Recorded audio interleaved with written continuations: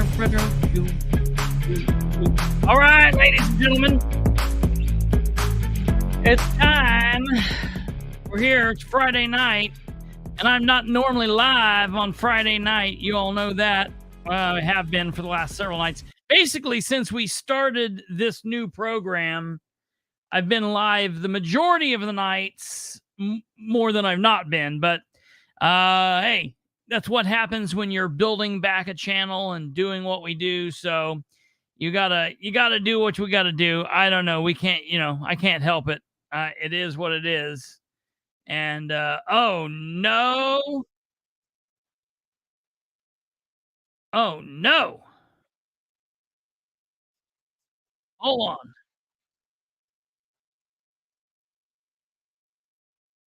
All right. So, all right, here's the deal, folks. We are on here, and we've got a lot to talk about this evening.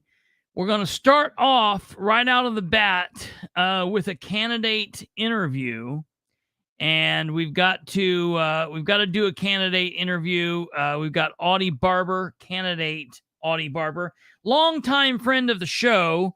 Audie generally is on and does various different things with us. It is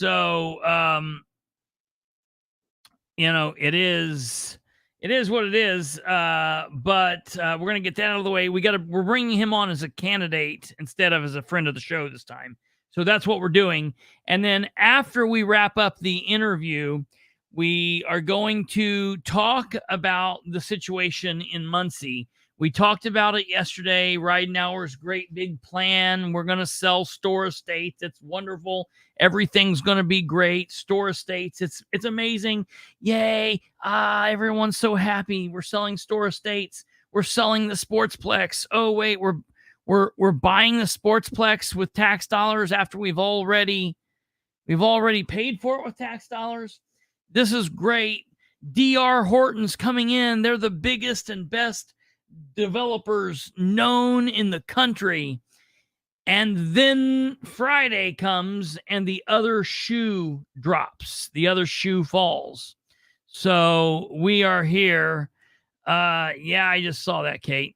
I don't know what's up with that. But the other shoe drops, and it is what it is. So we'll be talking about that. Matter of fact, the name of the show tonight is Horton Here's a Sucka. So we'll be talking about all of that. We're going to be talking about just what's happened in just a few hours of research, basically. And we got to find out what kind of mess this mayor of Muncie happens to have us in. So we're going to be talking about that this evening. And we're also going to be talking with candidate Audie Barber. So without further ado, ladies and gentlemen, we will bring on Mr. Barber.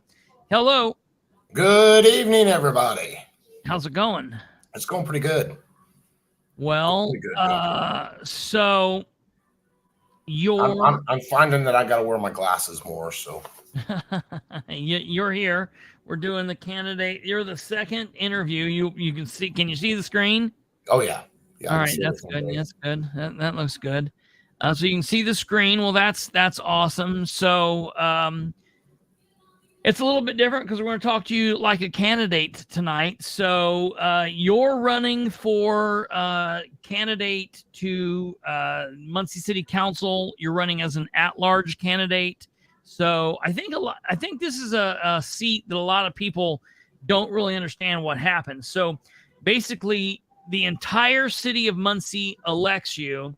There are 3 seats that are divided into the at-large seats. So the Muncie City Council is made up of 9 people. And those 9 people make up, 6 of them come from districts. Districts 1, 2, 3, 4, 5, and 6 in the city of Muncie. And then there are 3 at-large seats as well. Correct. Can you hear me? Yeah, I can hear you. Okay. Hold on here. I was pulling up a district map so I could show everybody what the districts in Muncie look like here. Give me a second here. I'm going to pull this up and put it on the screen. So in those districts, like any other district candidate, basically, the people just of that district will vote for those district candidates. So people in District 1 only vote for District 1. People in District 2 only vote for District 2. People in District 3 only vote for District 3, so on and so forth. But the at-large candidates, of which there are 3, they are voting for the entire, the entire city's voting for the candidates. And this year's race is different because you actually have 7 candidates running. You have 3 Democrats, 3 Republicans, and a Libertarian. Correct.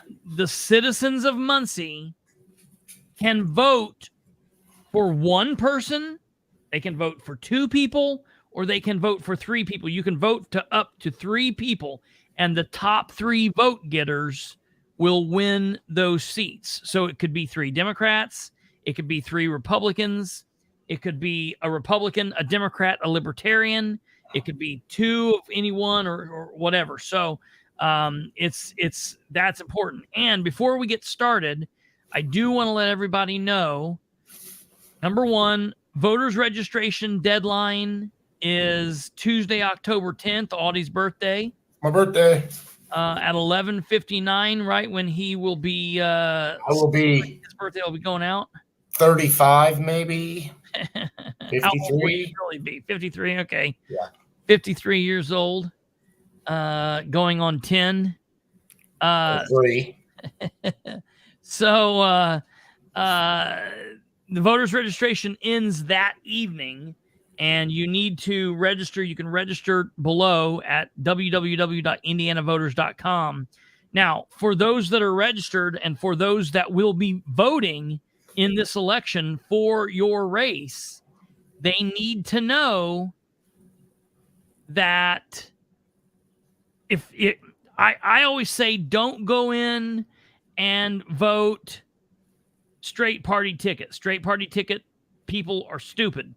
But if you're going to go in and vote straight Republican or straight Democrat, you still have to go down and vote for the 3 at-large candidates, because if you just hit straight ticket and you go, you will leave your race blank.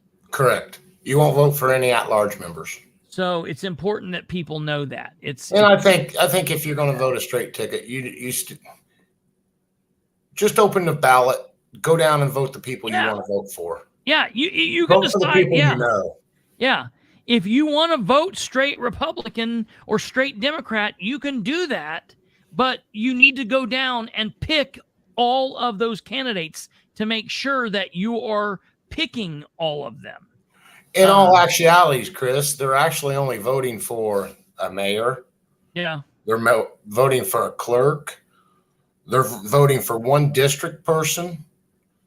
They're voting for 1 judge, which she's running unopposed anyhow, so that doesn't matter. And then they got 3 at-large members they can pick. So there's not very much on the ballot. You got 4 council candidates. Each person has 4 council candidates, a mayor, a clerk, and a judge. You've got seven people, and the judge is unopposed. So, take that off. You've got 6 races that you're voting in. Yeah. So it's not going to take you long to just scroll down the whole ballot and just vote individual persons. Yeah. Right. And, if you come to at large and you only want to vote for me, I'll accept it. Yeah. And if you're a Republican and you want to vote for only me, I will accept it. That's called bullet voting, and I highly recommend it. Some people are like, that's illegal. You can't do that. No, it's not. That's stupid. For people who say that's illegal, you're also stupid. I've gotten to the point where I'm like, I don't think I'm going to quit being as nice. I've decided there's a person who has been doing just the most ignorant thing with me on social media here for the last couple days, just going through and just hitting the laughing react to like every post I make. It doesn't matter what it is. We're burying a grandmother today. Ha ha ha ha. You know, just stupid shit. And so I finally posted this. I was like, which one of these are you? I think you're the middle Dan Attic, but I'm not 100% sure. I don't think they hit the laughing reaction to that. Here's your map for the Muncie. It's Troy Tackett. Probably. It is. No, it definitely is. It 100% is. He's come out of the woodwork in the last couple months. Just before the election. Right. Then the election will happen, and then he goes back into his dungeon. He comes back in his hole. Yeah, and we won't have to be bothered with him until about March of next year. And so it's just a couple months before, about a month and a half before each election. Yeah. He's praising the mayor. I think he got some of that ARP money too. So that's a good possibility. So here is the council map. This tan color or light cream color is District 1. District 2, for whatever, is the green color. Who knows why it's not clockwise, but District 3 is the blue color. District 4 is this pink color. District 5 is this salmon color. District 6 is this purple pink color. They really like the pinks on this map, I guess. And then, of course, at large is the whole city. Area. He threw Leviticus at you yesterday. What did Leviticus have to say about that? How much did Leviticus weigh? I didn't know. Lift that much. I fell asleep pretty early last night watching the football game, so I guess him and Darla got into it pretty good, or Darla pissed him off, which that don't take much to piss that little boy off. So right. You know. Right. All right. So okay, Audie. All right. We're not friends right now. We're politicians and podcasters out of the basement. Right. So tell us. Obviously, I mean, if you live in the city of Muncie and you don't know who Audie Barber is, you're probably not going to be voting. Probably not. But for the people that might not know who you are, give us a bio. Well, I'm Audie Barber. I'm married to Darla. Been with Darla for since 2009. Feels like 15 minutes with your head underwater. 15 minutes, yeah. No, I love my wife. She's a very good woman. She puts up with my bullshit. You hard on that, you're going to be in trouble. Yeah. She puts up with my bullshit all the time, so. Yeah. And she loves me still, so. Yeah. You know, she flirts with me all the time. Oh, I can't remember what the punchline was. Shit. But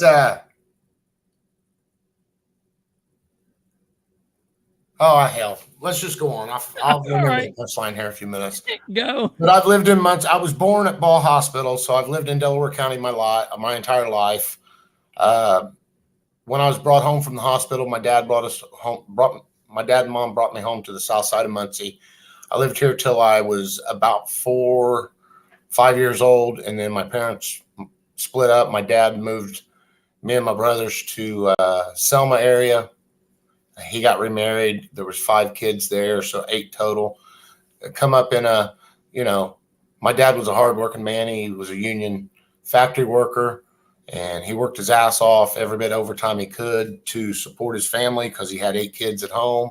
And we struggled a lot, but I respect my dad and loved my dad for that for every bit of it. Graduated Wapahani High School. I actually went to the Muncie Area Career Center for 2 years, took machine trades, did the half days at Wapahani, half day at the Career Center. Jim Cartwright was my machine trades instructor out there. Really enjoyed the class.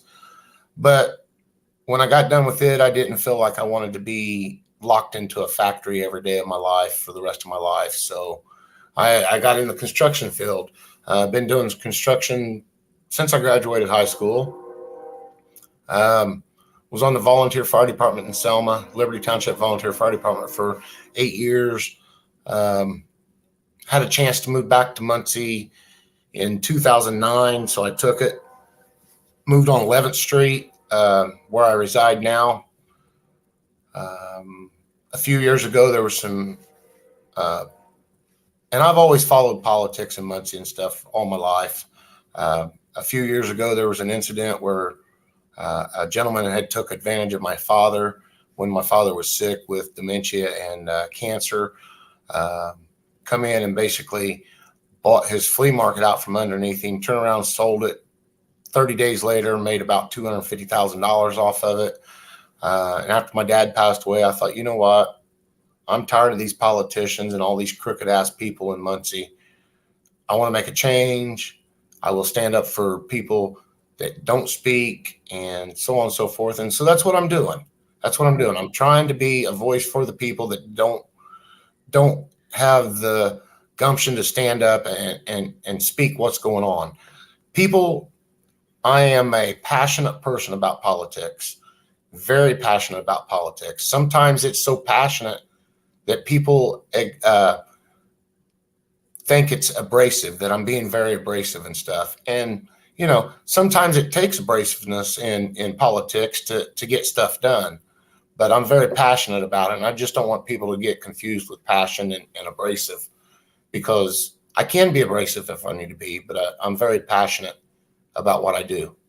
I give 110% for anytime I put my mind into something. I give 110% for it, and that's the way it is. Yeah.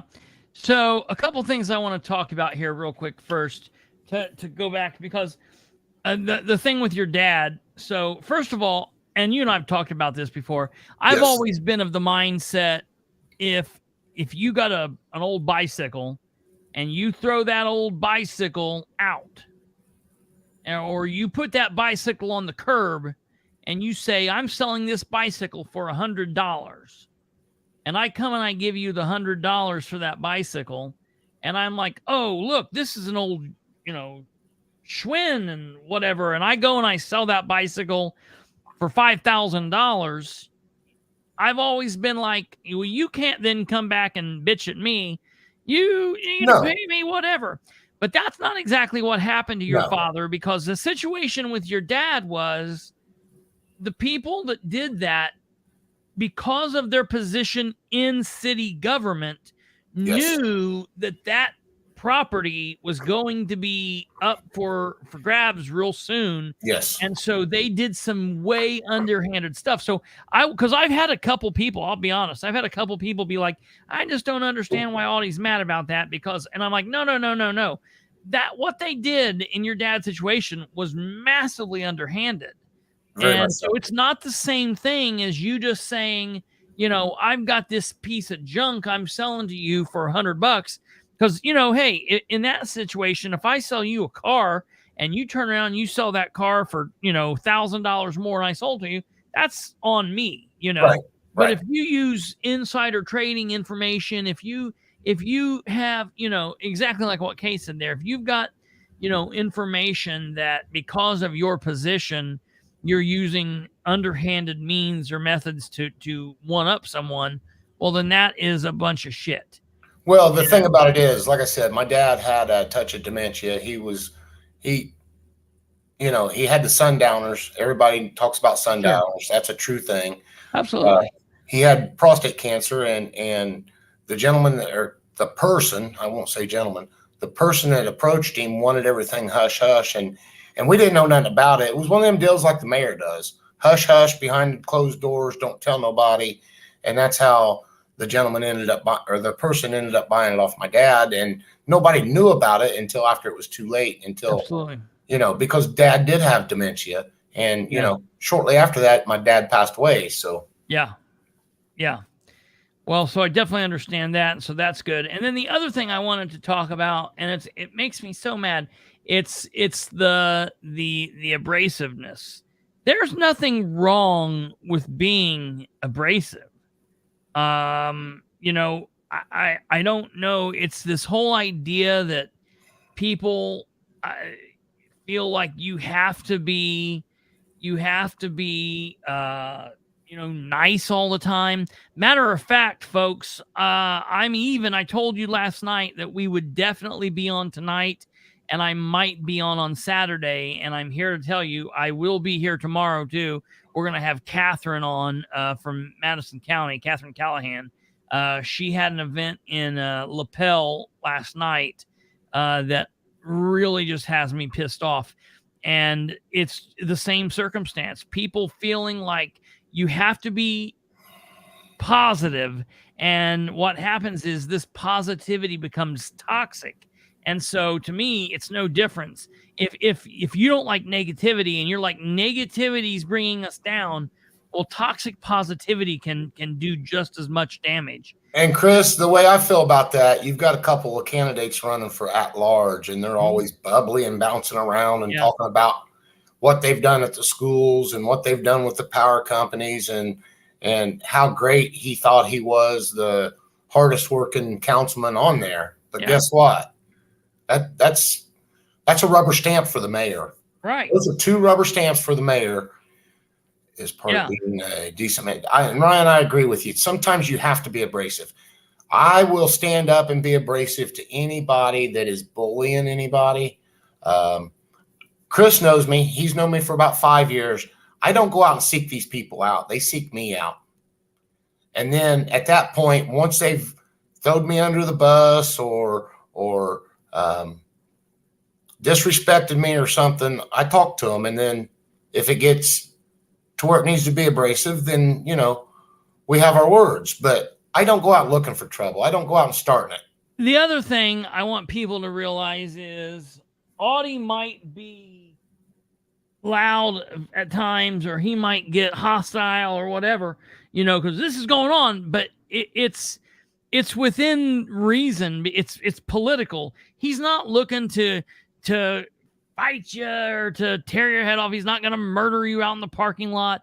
And then as soon as that issue is over, it's done. I've seen Audie get in arguments listen, when I get mad at people, I get mad, and I really quickly thereafter feel bad about it. And I'm like, I want to make it better. And I feel like I'm really quick with that. But Audie is even quicker than I am with it. And sometimes it even makes me uncomfortable. I'm like, dude, let's give it some time. You just were like jumping down this person's throat, and now you're trying to be buddy.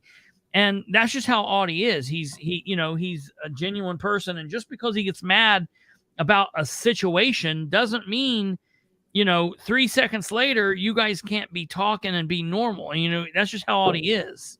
Well, just like that, one lady that everybody thinks is on here watching us is Mary, just like Mary. Mary can call me out, tell everybody I'm a piece of shit or whatever, but I'll still talk to her. Sure. Yeah. Right. Yeah. I know what I am. I know who I am. Yeah. Right. And what you see is what you get. Yeah.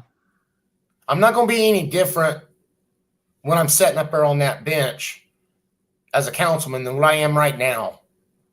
I will still hold whoever's at mayor in the mayor position responsible for the actions they take. And they're going to do it by the letter of the law. And I would love to see one of these councilmen right now stand up and say, hey, Mayor Dan, you broke a city ordinance. We're going to file a city ordinance violation against you. You're going to go into city court and you're going to explain this to the judge and let the judge rule on it, because that's what city ordinances do. Had he had a dog that was tied up outside without a dog house and food and water, he'd be issued citation and he'd be called into court. Sure. It's a city ordinance. Or should be, yeah. I mean, that's the way it works. It's a city ordinance. You have to be held responsible for your violations of city ordinances. And the mayor's doing it every day. Right. Yeah. It is quite interesting to see how that plays out and what he does and doesn't do. Yeah. And as far as the streets, I agree that we need to get the bond. We need to get a bond and get the streets repaired to get the industry. Just like I said the other night in the debate, we've got to have these streets ready for when people come into town and want to start new industry in here. Because if our streets ain't good, what else ain't good that they don't want to be in here? You know, Right. maybe our infrastructure's bad. They don't know that. Maybe when you flush the toilet, it comes back up in the shower. They don't know that stuff. So, you know, it starts with the streets, and that's a good sign of if your town's being run right or not. You can drive through Rushville, Greenfield, all these small towns around Parker City. They don't allow people to have their house trashed like that. When you come into the main thoroughfare of those towns, their towns aren't trashed. They don't have dilapidated homes and stuff like that, bad roads or whatever. So why should Muncie have that? It's time to clean Muncie up and make it more appealing to the eye, so more people want to come back to Muncie. Absolutely. Yeah. Yeah, absolutely. So what right now the council is a 5-4 council, 5 Republicans, 4 Democrats. But that's kind of only in name only, because the council has never been like that. And I'm not going to say, well, it's really a Democrat, not Republican. I'm going to say this council has been the people's council. Right. It's done the work of the people. Now, there are some times that there have been things I would have liked them to be a little stronger on. And I said that the other night when I was talking with Andrew. And I don't have a problem saying that. I like Jeff and I like Troy, and there are times that I wish that Jeff or Troy would have done one thing or the other to hold the mayor more accountable or whatever. But it's at the end of the day, it is what it is. What's your thinking of the council going forward next year? Whatever the makeup is going to be, there's going to be a lot of changes that come to the council. And I, for one, am not looking forward to it. I'm not in a good place right now mentally, because I think the council is going to be in a bad way. What's your thought on how you're going to work with whatever happens? What's your ability to work with these new candidates that you think will be coming on? Well, Chris, the Democrat Party has changed a lot in the last year. Okay. Last 3 years, it's changed quite a bit. In the last year, it's really changed a lot since the February. Yeah. So all the candidates are getting along real good. There's no bickering back and forth. The bickering back and forth is in the Republican Party. Absolutely. And I said this over and over and over again. Yeah. The Republicans have took the playbook from the Democrats from 1998 or 1992, and they're doing exactly what the old Democrat Party used to do. If they didn't like you and you went against them, they would shun you, just like they did, the Democrats years ago. Now they're doing it to certain at-large candidates. They're doing it to certain precinct candidates and, or certain district candidates. And they've got 2 or 3 people that's on the ballot that they are absolutely wanting to get beat, that they don't want them on that. They'd rather put a Democrat on there. It's that idea of it's better to vote for it. It's both parties have done this. It's better to vote in the Republican mindset. It's better to vote for a Democrat than a Republican you can't control, or it's better to vote for a Republican than a Democrat you can't control. That type of mindset. And I've never understood that. Don't know why. Because so stupid.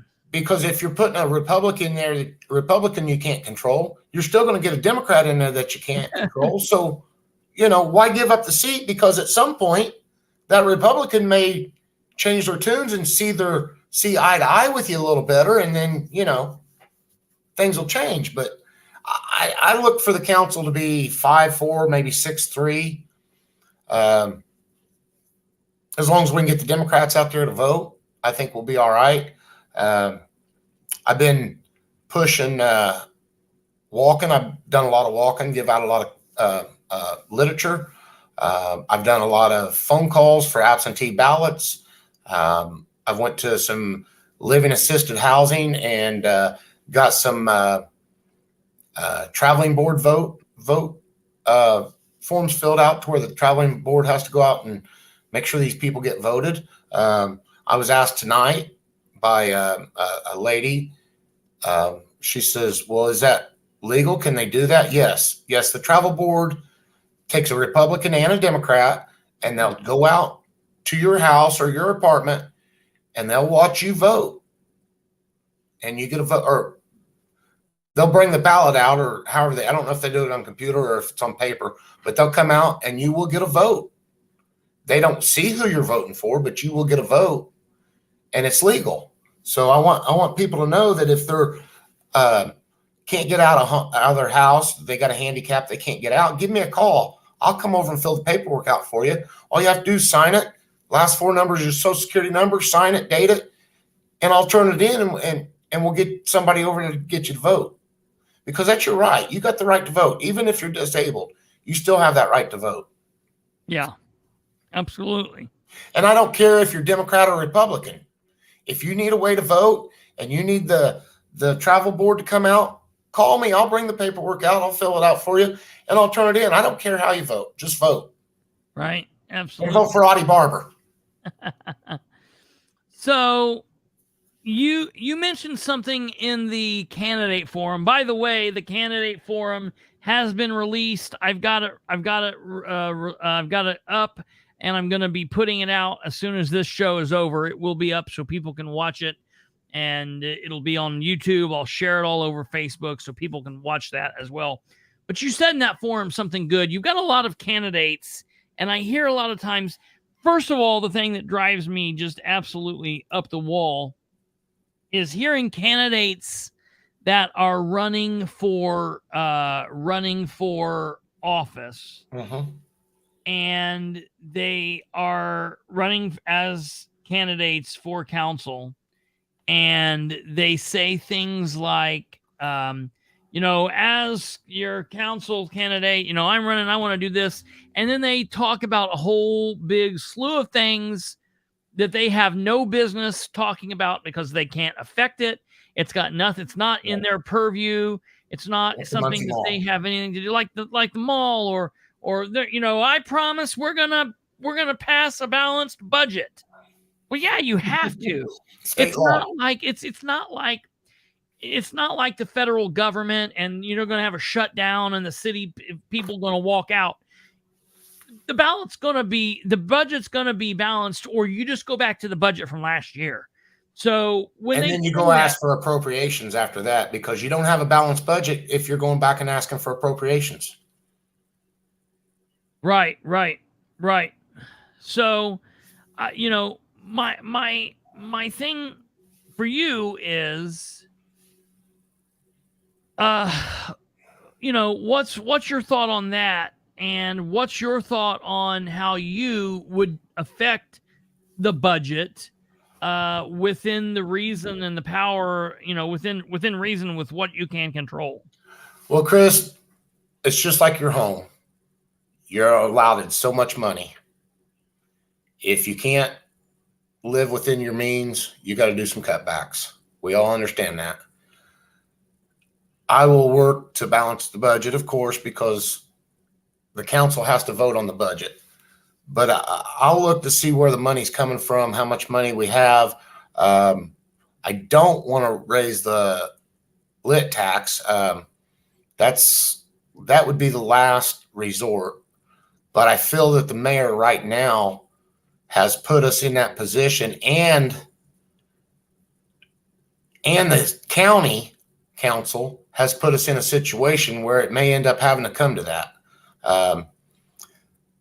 The reason I wasn't endorsed by the Muncie Fire Department union was because they asked about the lit tax. And I know you've covered this a couple times, and you said this person said this, but I'm going to tell you, here's what happened.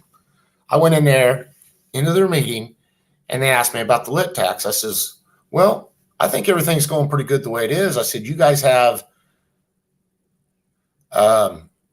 a surplus of money because you have fire-based EMS now. You got extra $4 or $5 million a year coming in.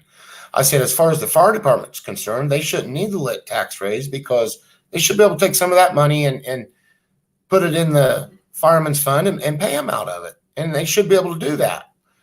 And they got, all butt hurt and all this stuff. But I don't think the lit tax needs to be raised, Because like I said, the firemen can use part of that EMS money.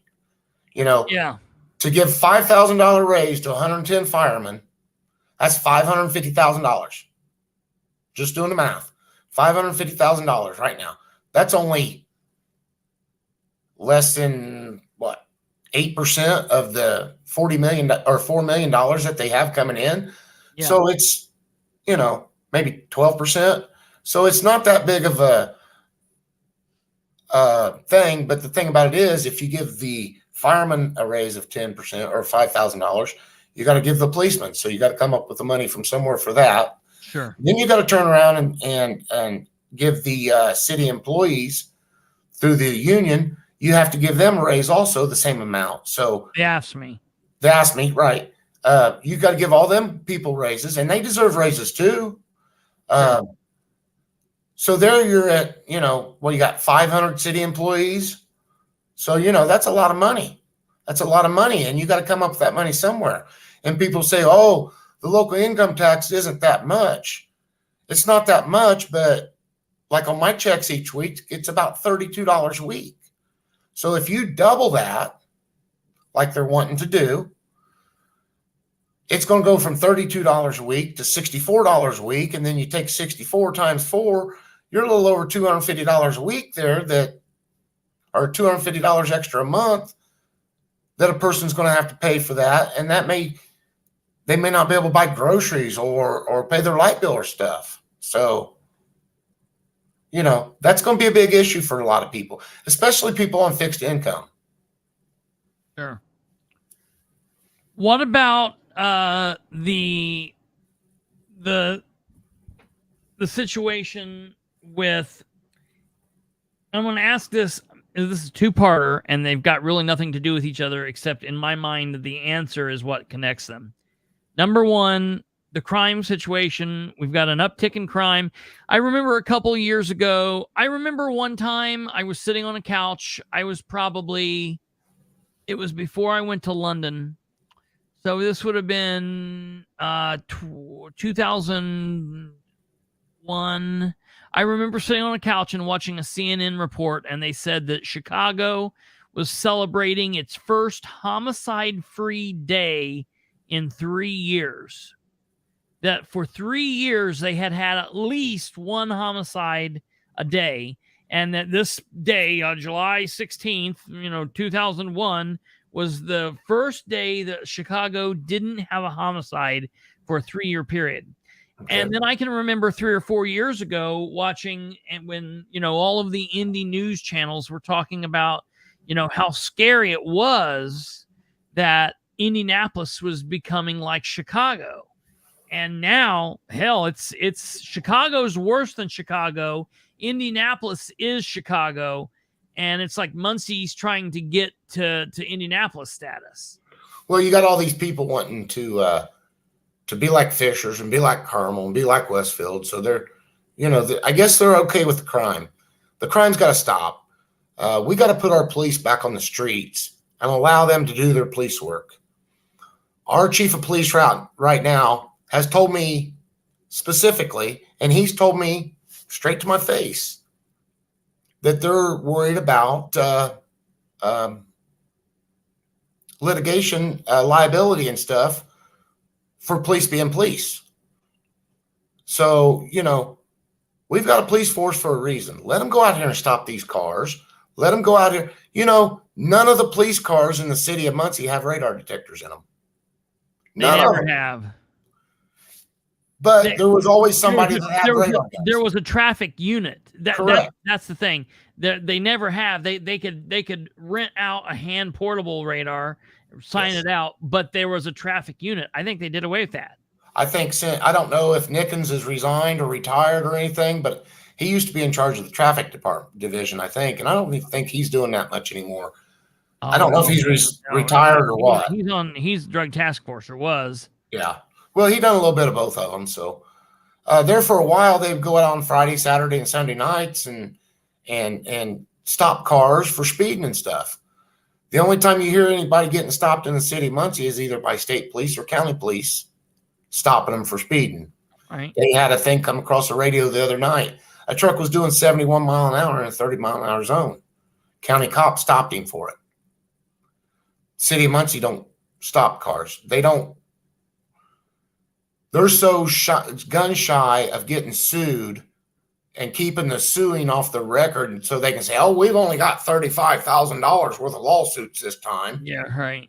And so on and so forth. And I don't agree with cops being bad cops. I don't agree with them going out here tying these people up, beating them to a pulp while they're tied up and kicking them. And I don't agree with that. But let the police officers be police officers. Let them do their damn job that they are sworn to uphold, that they have been trained to do, have continuous education to be trained to do, and let them do their job the way they're supposed to do it. Not have to worry about, well, if I pull this car over, is my chief going to be pissed off at me or whatever? We've got a couple police officers that's on leave right now, or on, what am I looking for? Suspended. I don't know 100% sure. I think they have been suspended with pay, but they were caught with some drugs and doing drugs and stuff like that. Now, I know they've got a union, and I know they're get one strike and, you know, they forgive it, get out of jail free card one time. But if you're a police officer and you're doing drugs and selling drugs and stuff, you don't need to be on that police department. You need to get a hold of the merit committee and let them get rid of them people that are being paid. Let them go. And if they get found not guilty or whatever, then we'll worry about going back and back paying them. But there ain't no sense in paying them until they're found not guilty. I know they're innocent until proven guilty, but still yet. If I'm given a drug test at work and I fail a drug test, I'm union. Guess what? They fire my ass. You know what I do? I have 30 days to get cleaned up, to pass another drug test. And in that 30 days, I have to take a drug abuse course. Yeah. So there's ways of doing it. But as soon as I'm done with all that, I get to go back in the union and get my jobs back. But it may not be the same job I was on, but I can go to another job. So that's the way that works. And I'm tired of the city paying this money to these people. And we've got firemen the same way that are on administrative leave, and we're still paying them. If we're paying them, they've lost their credentials and stuff, then they need to be up there cleaning fire trucks, cleaning fire station, packing stuff up, keeping everything stocked up, so they can be paid if that's the way it's going to work. Sarah, I can't answer that right off the bat. I don't know if they've been brought to the merit board or what's going on with it. So I've got to do some research, but a lot of people won't talk with me yet because I'm not on the council. Sarah, I have recently requested this information from the City of Muncie Police Department in a records request. The City of Muncie City Police Department told me that they could not give me that information, that I needed to submit that to the city HR through a records request. So I've done that, and I requested that roughly 3 weeks ago, and I'm still waiting. So, and I don't think it'd be hard to figure out, though, really, Chris, because I think you could go through the budget and see if they're still being paid. Well, sure, yeah. I mean, well, not the budget, but through the, the payrolls and the payroll. Sure. Yeah. Charlize, that's an interesting thing. So, basically, what you're talking about there, it would be similar to how it used to be back in the olden days when there were cop shops, and basically you didn't have all of the officers going downtown to meet.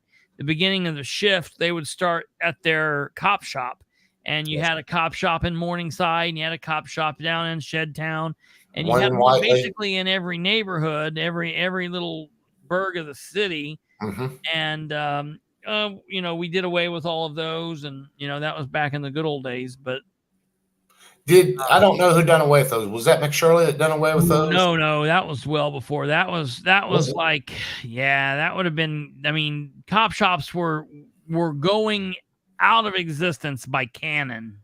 Okay. We didn't even use cop shops with Canon, I don't believe. I think it would have been Jim Carrey. And some of the cop shops, they were, for the bad police officer or two that was out there. I think they even had a cop shop at the mall at one time, didn't they? Yeah, kind of. They did have a like a sub office out there that was, I thought it was a pretty good idea. I didn't like that they had to rent the area. Right. But especially being police presence there, they should have. But, and you was talking about the mall a while ago. The Muncie Mall is privately owned. Yeah. So what citizens need to realize is the city council cannot do anything with that building. It's still owned. It's still being used. These other candidates on this forum the other night said, well, we could put a amusement park in there. We could put a casino in there. We can't do nothing with it. It's not owned by the city. It's not owned by and the city of Muncie does not need to take that on. No. That's insane. And I was so afraid that Dan was going to be working on doing that. And Charlie, yes, the problems are much better than they were 30 years ago. They are. You're right. But, when I was a kid, we had a roller skating rink we could go to. There was 2 skating rinks in town. Yeah, yes, Sarah, but it was not under the TIF district. I did find that out this evening after speaking to you about the Sportsplex. But where I was going with this, we had 2 skating rinks. We had Skate Away out on the Galliard, and we had Gibson Skating Rink. Gibson Skating Rink's been there for 100,000 years that I know of, give or take a few 100,000 years. Yeah. But it's been there for a long time. That place is still open. Skate Away, man, that was amazing. Skate Away was out there where they've got Smoot Landscaping now there, and that was a new skating rink when they built that, and that's what they built it for. It was a concrete floor, and everybody said, "Oh, you can go so much faster on a concrete floor than you can a wooden one." But skates are as fast as you can push them. But we still got a skating rink. We got Gibson Skating Rink over here on the south side of Muncie. Everybody's welcome there. That's what things we did when we was kids. We would cruise Madison Street. We had a few people that caused issues with that, and it got taken away from us in 1991. And the ordinance is still on the books, but they're allowing it to go on right now. So as long as keep within realm and stay in the boundaries, kids could start cruising Madison every Friday and Saturday night. Give them something to do. That's what we done. We'd sit and listen to our boom boxes up. Yeah, but think about that. I just think about how Muncie has changed. There used to be 1, 2, 4 or 5 bowling alleys in Muncie. Yes. 4 or 5 different bowling alleys in Muncie. That's including the one at Ball State.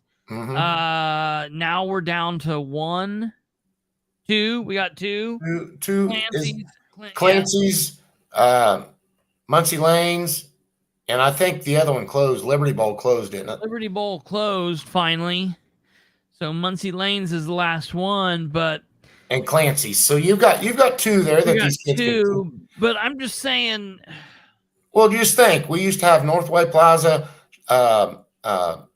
movie theater. We had the mall. We had a movie theater at the mall. Having the different movie theaters in different places, it kind of felt like there was things that you went and did. And it's like what they did is they tried so hard to bring everything to one spot. And now it seems like it shrank the size of the city. It did. You know what I mean? Yes. Kings Corner, Mainers. Oh, Mainers. That's definitely, I'm too young for that, but I know of it. I know what that is. That's crazy. Well, I'm going to tell you a little story. When I was about 20 years old. Foxfires? When I was about 20 years old, me and my brother look a lot alike. And this was back in my younger days. So I'd done stuff that I probably shouldn't have. But when I was 20 years old, me and him and my wife and his wife decided we was going to go to King's Corner one night. I was 20 years old, right before I turned 21. Hey, I can get you in there. I can get you in there. All right. So he went in, showed his ID, slipped it to me, and I showed his ID again, and they let me in. So I actually got to go to King's Corner right before they closed. I think they closed about, 91, 92, something like that. Where was King's Corner at? It was right there by the Northwest Plaza. Movie theater in Baskin Robbins. Yeah, that's right. Baskin Robbins. Yep. That's and right. they tore it down for some reason and built something there. I think they built that Jiffy Lube or something there. Yeah, maybe. So, but I feel that the mayor, whoever is mayor, needs to be held accountable for their actions they take. Don't do backroom deals. Take everything you're supposed to the council. And, that was one of the questions in the forum the other night was, what would your main accomplishment want to be over 4 years? I don't want one accomplishment over 4 years. Right. I want to get in there, hit the ground running. I'm going to hold these mayors, whichever mayor we get, and I'm hoping it's Jeff, hold their feet to the fire. They need to do things the right way. Take stuff to the council. Now, as far as right after my sister and her friend was in trouble in a car accident shortly after. Yeah, it was about 91, I think, 92, something like that, maybe 93. But anyhow, hold their feet to the fire. Make them take the stuff to the council like they're supposed to. And I want to do that in the first couple months. I will bring more than one city ordinance to vote, whether it gets voted through or not. I will bring the city ordinances that my constituents want for this area.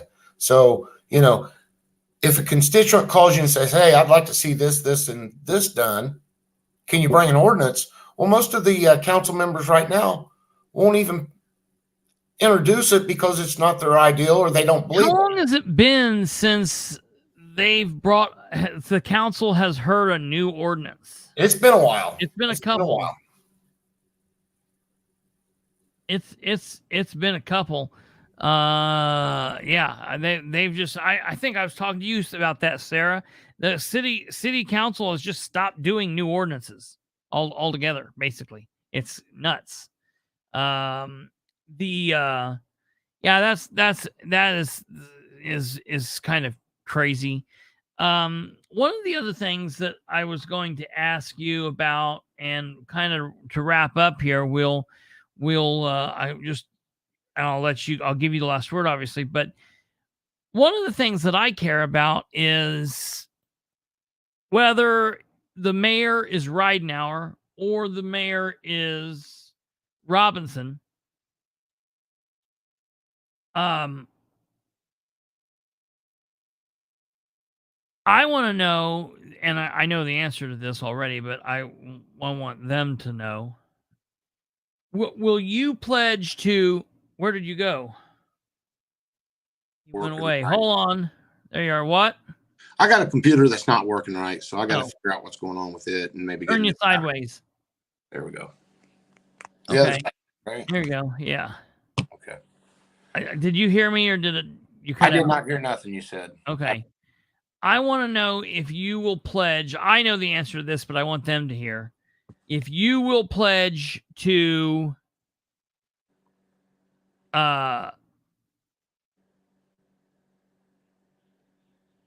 allegiance to the flag. Yes. And I will say God. Yeah. Linda. If you will pledge to hold the mayor, whoever it is, Ridenour or Robinson, hold them accountable by whatever means you guys have. And the reason what I mean by this is there have been a couple things that have happened. For example, the mayor went to the council in their first year when they were doing the budget in September, October of 2020. And he said, please give me a deputy mayor. I am swamped. I am swamped. I'm doing the job. I'm doing 3 jobs. I'm doing my job. I'm doing the job of a deputy mayor, and I'm doing the job of an economic development director. And they told him, we want you, if we give you this, we want you to put somebody in who is economically development minded, is someone who has experience in this. And he said, yes, I will do that. And then 14 days later, he announced his deputy mayor was Richard Ivey, who is not a political mind, or a economical mind. Economical, well, not or politically probably, but is not an economic development guru. Right. And the mayor said, I will do that. So my initial thought was, okay, you lied to us. You lied to the people. Next budget, we will unfund your deputy mayor. We'll let you go back to doing those 3 positions. The council does have the power to hold the mayor to things by the purse strings and things. Will you look at all options? And I'm not saying you got to do something like that. I'm just saying, will you look at, would that be an option that you would be afraid to use? Not at all. I would use it. I mentioned it to a few people recently, and they said, really, cut his budget? You got to hold this mayor responsible for somehow. And if it's his money, so be it. Cut his budgets. Hold him responsible for it. Make him come back to the table and say, this is what I'll do. And if he don't do it, hold his feet to the fire. Just like I think the city council can file a suit against him for the ordinance violations and not bringing this stuff to the city council to do their job that they are elected to do. And somebody's going to have to test the waters. I tested the waters 5 years ago. Well, and the water's not too bad. So it's nice in here. I'll jump in it. I don't care. Because I guess I'm too abrasive. It's not that I don't like people. I don't like people to lie, and I don't like people to do underhanded shit. Right. I guarantee it, Charlize. I don't know.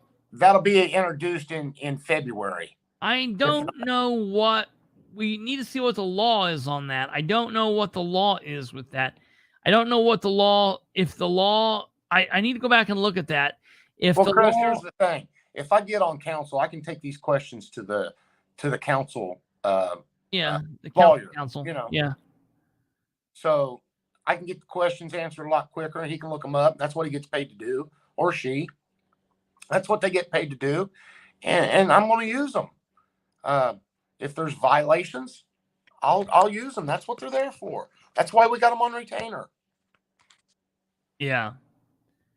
Real quick, Sarah, from what I've heard, he's basically doing the job of the HR department. He's like a second HR director. And so basically we're paying 2 people to do the job of one, and they just basically follow each other around and, whatever. I don't know. Very, very, very strange. Very strange.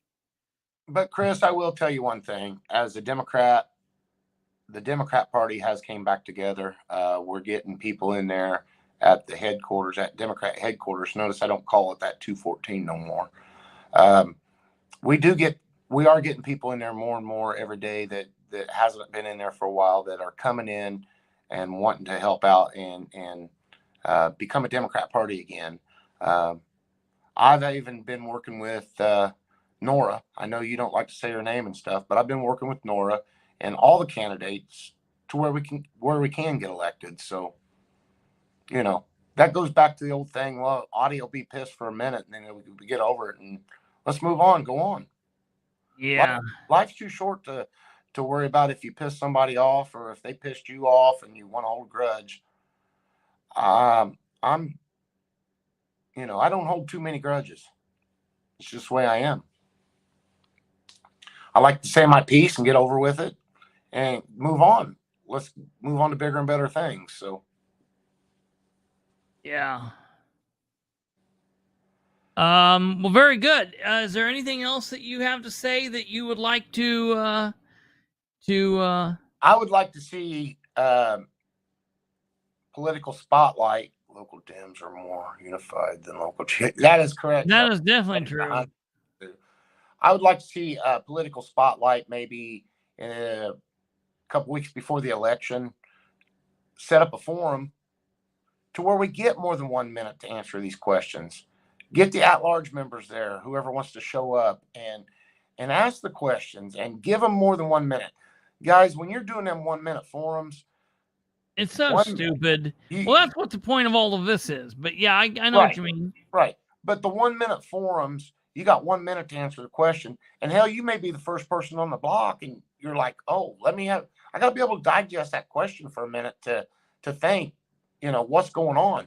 And just like the Muncie Mall, I was the first one in the forum to speak up and say, wait a minute, guys, the Muncie Mall is still privately owned. We can't do shit with that building unless other businesses come in, want to, set up shop there and maybe find some incentives or something to help them out. Right. Maybe detour the traffic to where they have to drive through the mall and get out of their car to go look around before going on down McGalliard or something. They got to pay a tax to travel down McGalliard. They got to go to the mall first. Right. Charlize, I don't know about that. One thing I will be I will be recommending to this council that's in session right now and the mayor that is in session right now, that we need to slow back on our spending right now. We need to quit doing this stuff. We've got too many projects going on, just like down here at 8th and 8th and Walnut. Or 8th and Hackley, or 8th and Hoyt. 8th and Hoyt. Workman's Bar.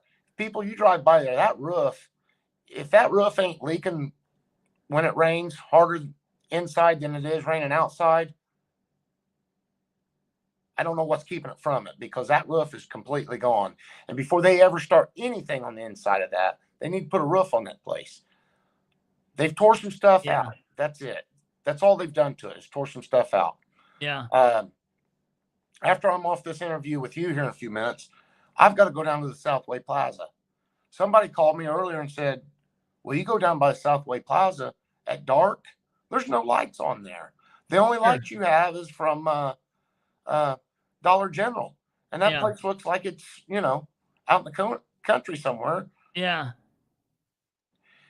No security for them people going to the Family Dollars with lights there. So it's crazy. That's another project that was started that ain't been finished. It's ridiculous. You've got Workman's Bar. That we were supposed to have a rehab center by October. I knew that wasn't going to happen. And that's not happened. You've got all these projects. You got the YMCA building sitting there empty. They need to, like I told you before, they need to use that as a heating center in the wintertime for these people that are homeless when it gets cold, because we're already paying. We'll be paying for it. Yeah, we're already paying for it. The mission's not going to do it this year. So and there's other projects that's not coming to the top of my head, just rapid fire real quick, that the mayor started and not got done. Notice he got the splash pad open today at Riverview. Guess what tomorrow is? Tomorrow's the first day of fall. Yeah. It's the equinox. Right. How many people's going to get to use that this year? Right. And people want to know who's paying for the water on that and all that. Well, you guys got to understand, that is a one-time use water. When they turn that on, that water goes down the drain. It goes right back into the sewer system to get recleaned.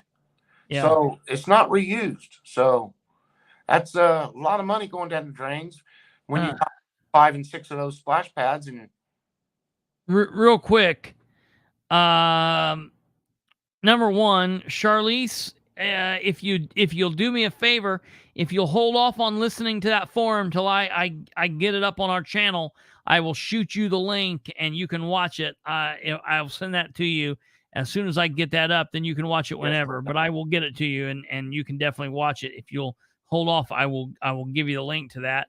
Number two, if you can win Brenda Grider over a little bit more, doesn't matter. She can't vote for you. She lives in Newcastle, but tell her what you think about Mayor York down there. Oh, I was working on the bridge.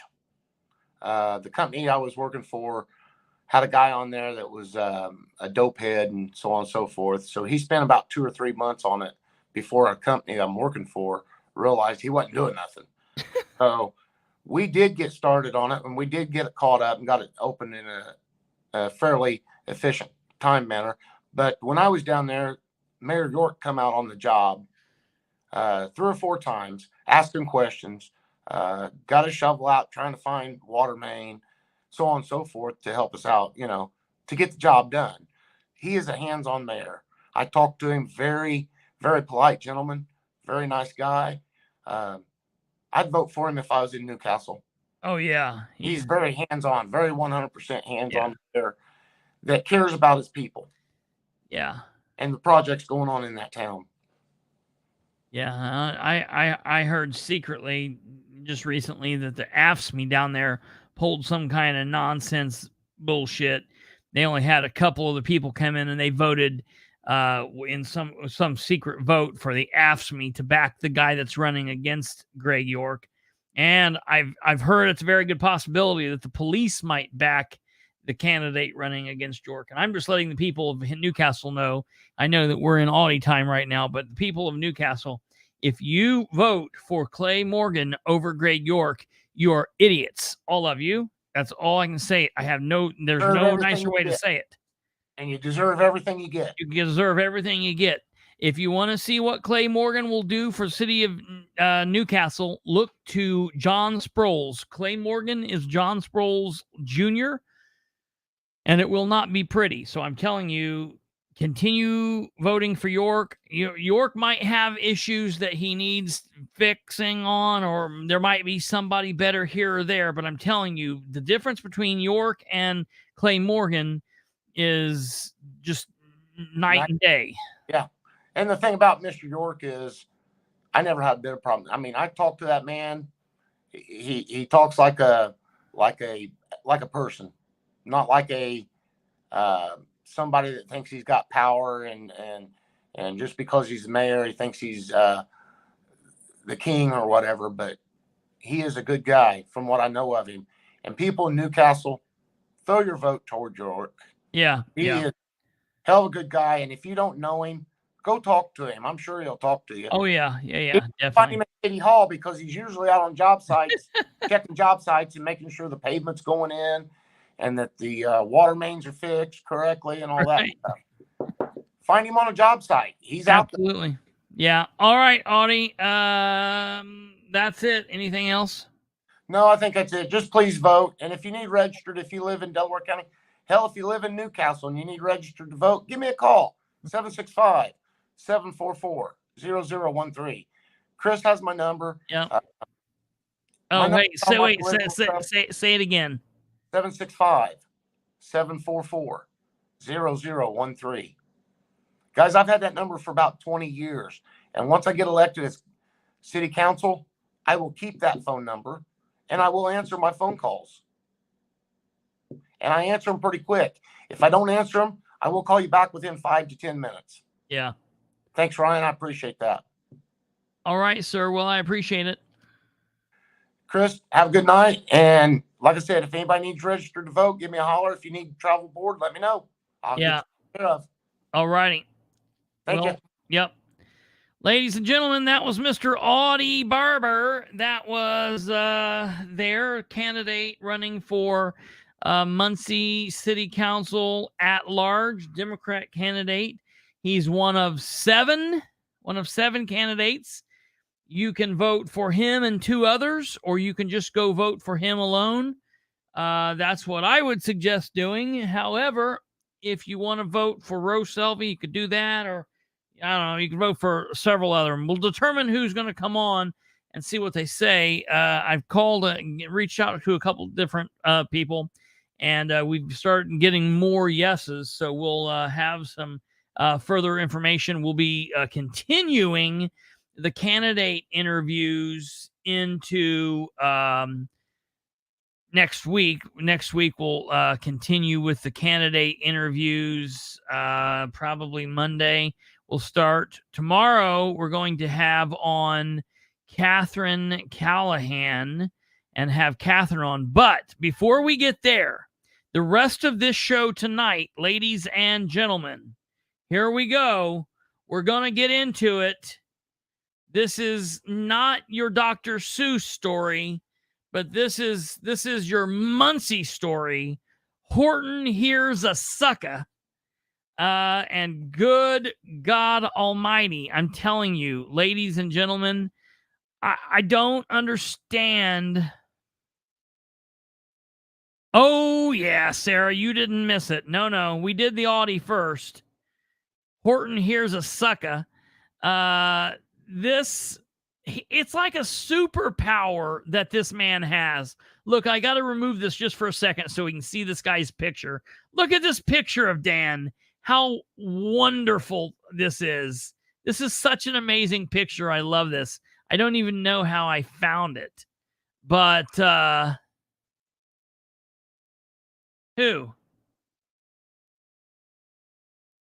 Oh, no. Wait. Oh, hold on. No, I don't know who. Oh, yeah. Oh, yeah.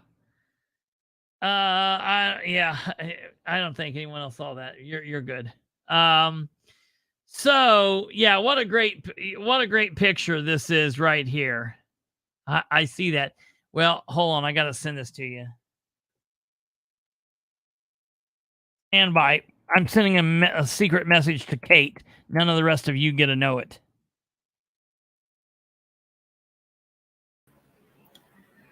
He's probably sending it to me because he wants it thrown up on the screen. So just, That is an amazing picture of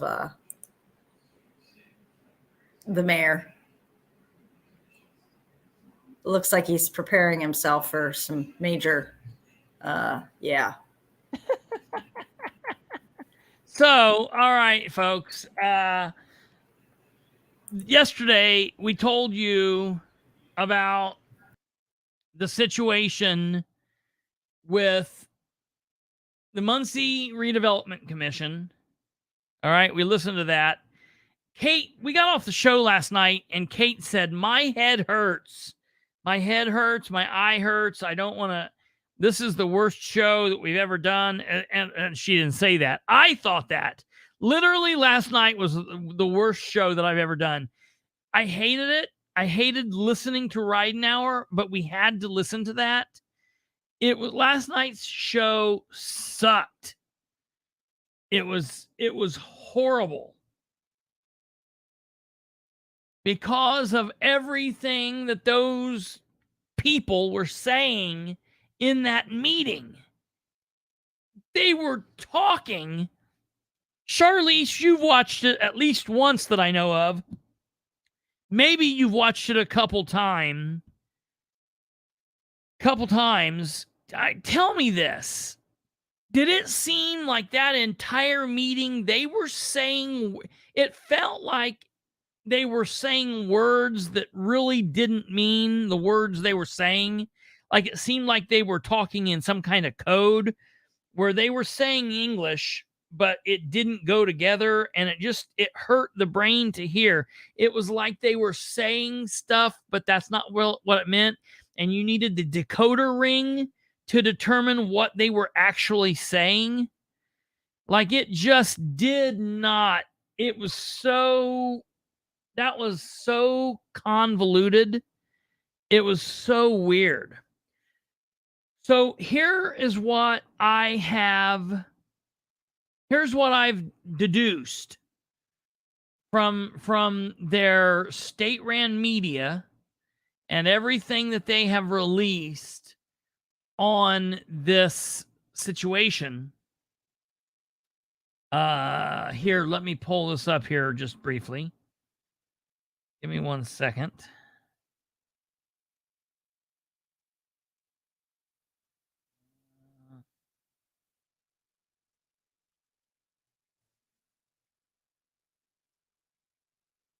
Okay, right here. Hold on.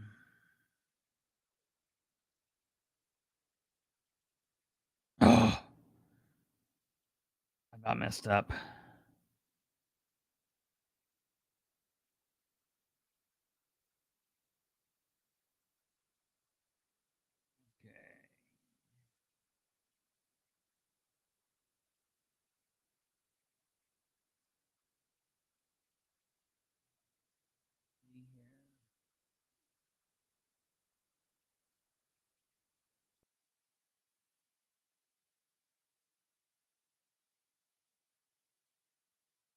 Okay, sorry, I was just pulling that up so we could see everything that we needed to see there.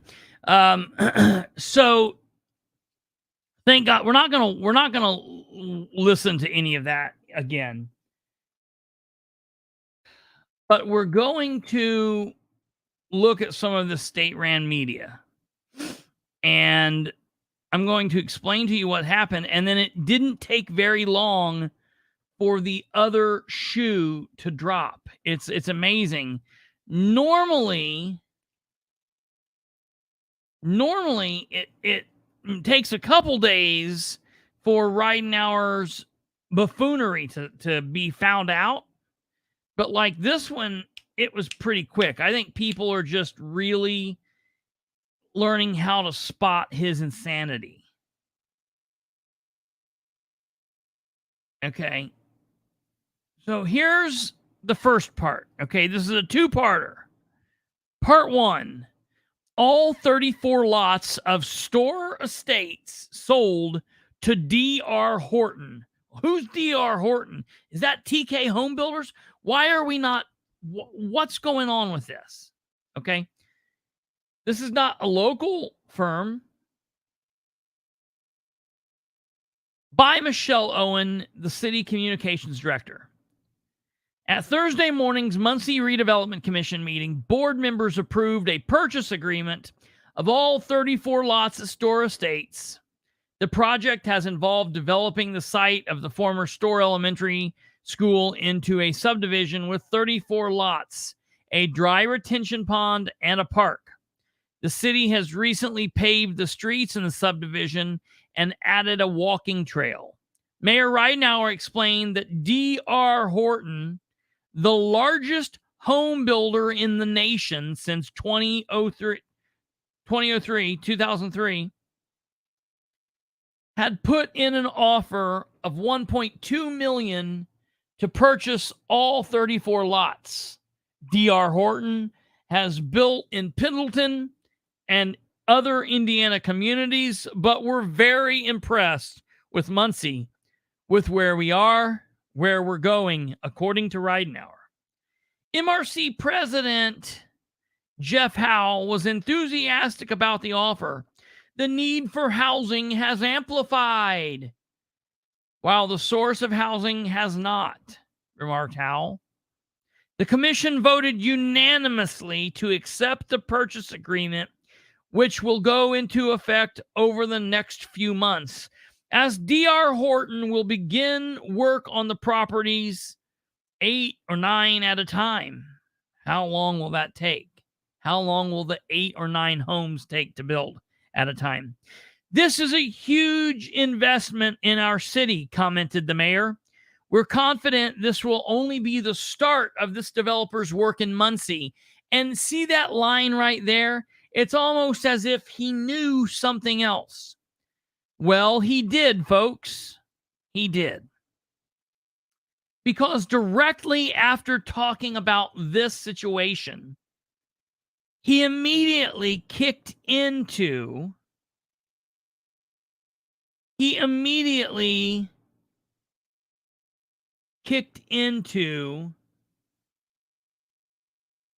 talking about the Muncie Sportsplex. Now, I see here Annie's asking if the store estates were put out to bid. I don't know. Let's find that out. I need to do that. We need to go to Political Project Uncensored. Now, folks, this is a doozy of a page. Okay? The Political Project Uncensored, well, that belongs to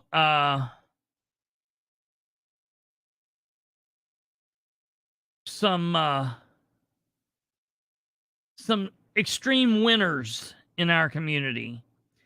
The Political Project Uncensored is Troy Tackett's page. We see there's 83 people here. We go down to this post, smashing it, from 5 hours ago from Shareen Wagley. Shareen Wagley says, make sure people understand the MRC purchased the Sportsplex for $700 and some thousand to secure it for redevelopment. What? Oh, that's right. At the MRC meeting, Mayor Ridenour dropped it on the people who didn't have it in their packet or anything. He said, oh, by the way, DR Horton, when they were here looking at the store estates, I happened to drive them by a place that wasn't for sale or anything.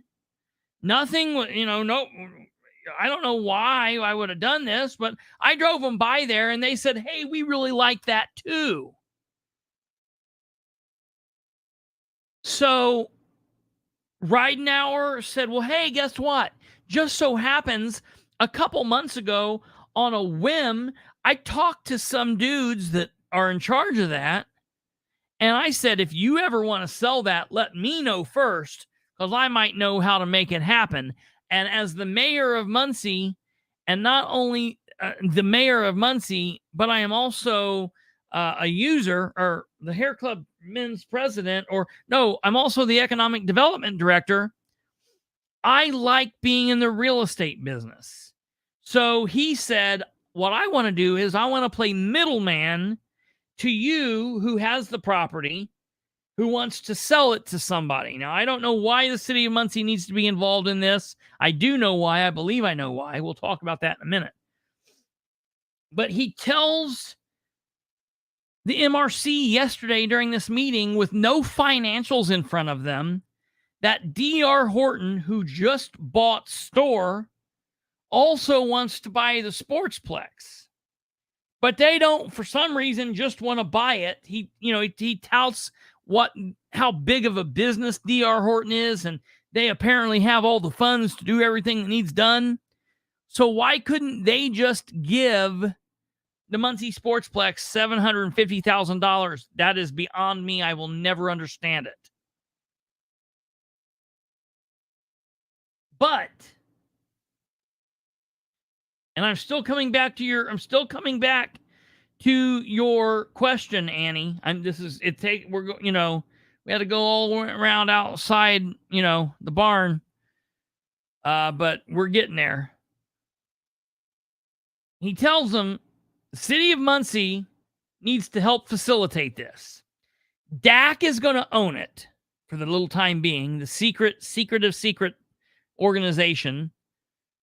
Muncie is going to fund it for whatever unknown reason. And then at some point in the future, DR Horton is going to purchase it from DAC. Now, what we learn is there's already a purchase agreement at DAC. So this has already been done ahead of time.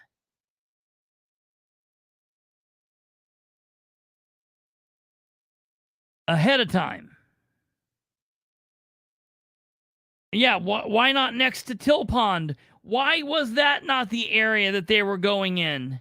Isn't that an area wouldn't that have made more sense for the mayor to have put them in contact with the Michaels Place developers that bought that land? That would have made sense. That's a really good idea, Charlize. Why not out there? Okay, well, moving on. So he tells them this, and before he could even barely get it out, they're voting unanimously. Bing, they vote. 750,000. All right. Well, now they're going around touting how wonderful this is. And people like me and people like Annie and other people have questions. Well, listen to this.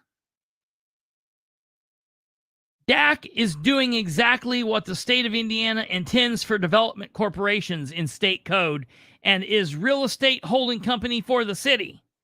DR Horton has already submitted a purchase agreement for the Sportsplex. 700 and some thousand. I don't have exact numbers in front of me, but the end result will be about 30,000 cost to the MRC. And we will end up with 50 million subdivision for market rate homes, which you can't find on the east side of Muncie which is badly needed.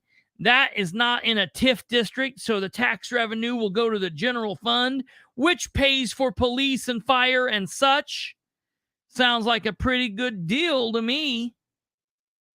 Why is DR Horton not buying it straight from the current owners? Why is the city, why is DAC involved? Period. Why? Why? Let's go down in here and look at some of these comments. Oh, thanks to Dan. Thanks be to Dan. Thanks be to Dan. Thanks be to Dan. We have some good realtors in Muncie. Thanks be to Dan. Someone said, was this presented to local builders at all, such as TK or Rhinewood? Matt Wagley, the other white Wagley, said, local contractors didn't bid on the 34 lots at Store Estates with infrastructure at the current interest rate, let alone the possible 200 at the old sports complex with no infrastructure. But DR Horton is interested in all of them. Now, you see this little grayed out comment? That comment's from me. It says, hey, Matt Wagley, the other white Wagley. So it was put up for bid. When did that happen? Well, guess what? My comment is pending because apparently this isn't such an uncensored site. Apparently, it has to pend to be approved because uncensored. I don't understand how you call this an uncensored site and yet censor the bullshit. That's ridiculous. All right. So we don't know if they're going to respond to my question or not. I don't even know if anybody ever saw it. Matt Wagley then posts more state-ran media down here.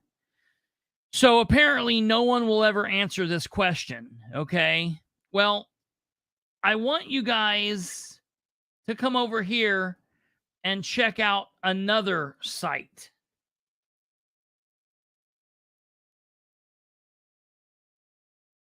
It's on Facebook, another page.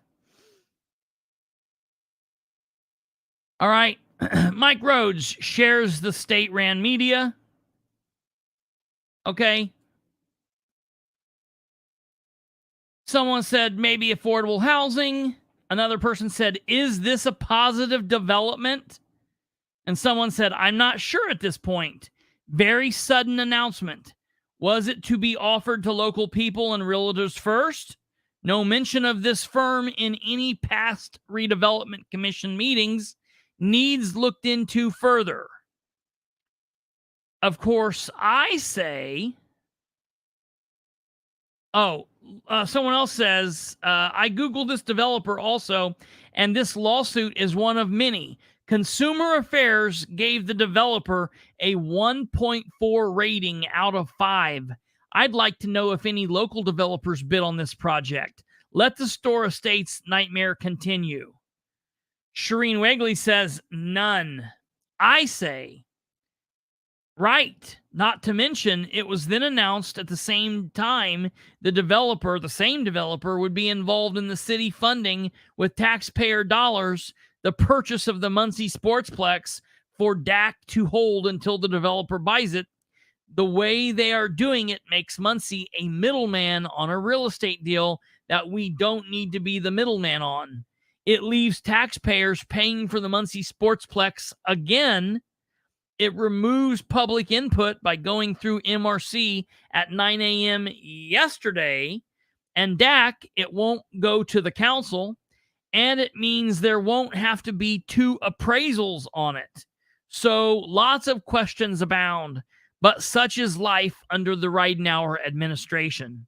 To which the plain old Wagley says, you do realize MRC gets its money back when the developer buys it.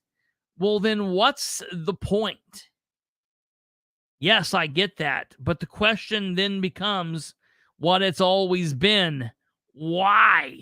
Why is this company, DR Horton, not just buying the property outright from the Muncie Sportsplex Commission themselves? Why again is the city involved? Oh, and how much is DR Horton paying for the property? Shareen Wagley said the same. So once all is said and done, it will cost MRC around $30,000 and we will get a $50 million subdivision. Pretty smart deal, huh? Oops, I forgot a zero edited to make that $50 million subdivision. To which I said, okay, so question. What fund is the $750,000 coming from to make the initial purchase? And when will it all be said and done? I didn't hear a timeline. Are you privy to this information? To which she says, MRC. And no, I didn't read the whole purchase agreement, but it has a timeline, of course. Are you telling me, Shareen Wagley, you voted on this without reading the purchase agreement? That's what I was just getting ready to start cussing and hollering over. You need to add some F-bombs to that, Kristopher. And Yeah, what in the hell? Yeah, what in the hell? That lady, ladies and gentlemen, sits on the voting body.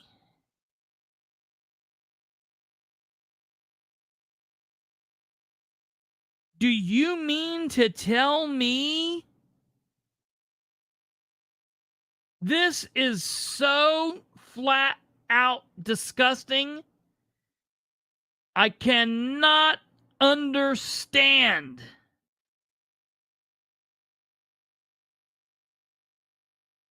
Someone says, good grief. To which Wagley says, absolutely. The country's largest home builder is purchasing 2 plots of land to build 2 new subdivisions inside the city. Some other smart person says many projects in our community that have languished for months are being resolved in a hurry. Oh, there's an election November 7th. And here we go again. This happened with the solar project. The company owner who was to develop the solar farm on a brownfield had a questionable reputation. This owner was not checked out and evaluated. And we have a mayor who doesn't background check businesses before he goes off and does things, sometimes without consulting and obtaining the approval of the city council. The mayor was trying to sell individual lots, acting as the realtor. Jeff Robinson has talked about how this property wouldn't be developed unless one company was allowed to develop it as a neighborhood. I wonder, too, if a local company was approached to do this and needs to be reviewed and possibly stopped. Oh, you know Shareen Wagley's head about popped off with that comment. Cheryl Swingley, the MRC doesn't need council approval. Exactly. Nor does the mayor. Exactly. That's the problem. All local builders have had the opportunity to buy lots, and they have not done so. When was that put up for bid? When did they know they could do that? Was there a time and a place? Then Mike Rhodes shares something. Now, this is when we start to get into a very scary situation, folks. Very scary situation. I'm going to show you up here on the screen right here. Look here. This is what state-run media looks like. All 34 lots of store estates sold to DR Horton home builders.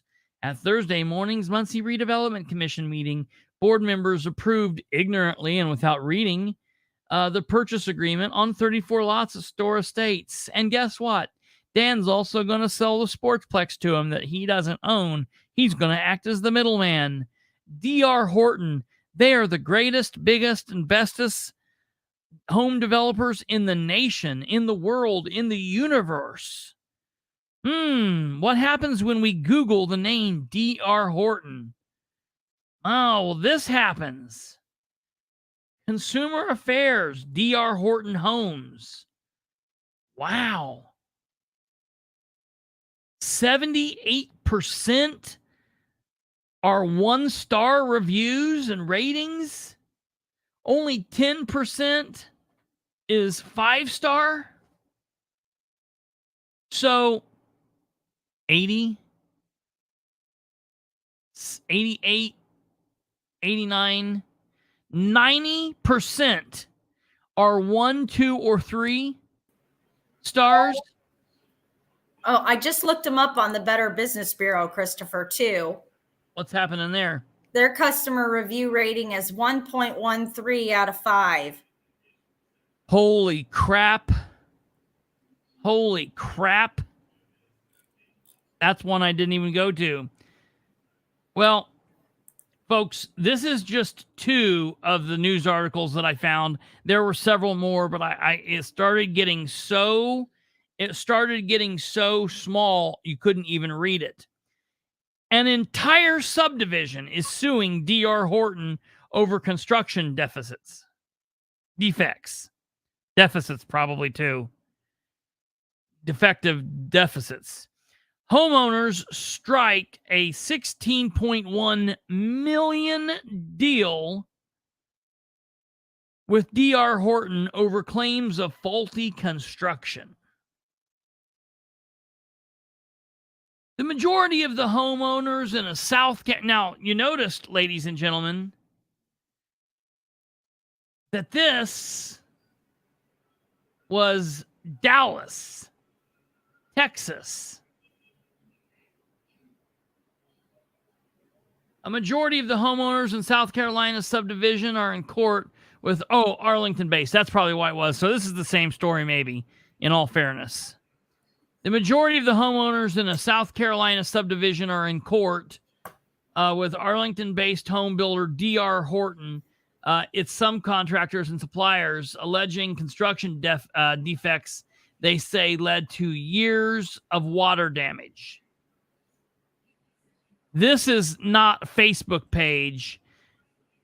No, I think she means when you were reading from the Facebook page, the post with Shareen Wagley. Whose page was that on? That was on the Facebook page of Mike Rhodes. Mike Rhodes and the horrible page that belongs to The Muncie Uncensored. What? It's that Uncensored page. Yeah, the political project Uncensored, but it's really censored. Yeah, those were the 2 pages. This sounds a lot like the Michael's Place company. Just like it. Just like it. Well, granted, they haven't been accused of fraud. No, yeah. Not technically, but yeah, I suppose fraud. building a shitty house when I want a decent house and selling it to me as being a decent house when it's actually a shitty house, I suppose that technically is fraud. Well, yeah, but they're not guilty. They've not been convicted of fraud to this point. Yeah. That being said, folks,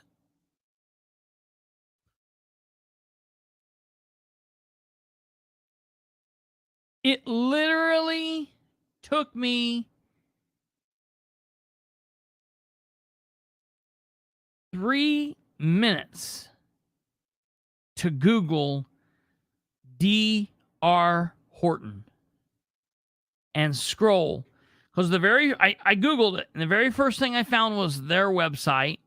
Then the next thing I found was that Dallas newspaper article, but I couldn't see it because it had me behind a paywall. So I had to scroll for a few more minutes, but it took me 3 minutes and I found it.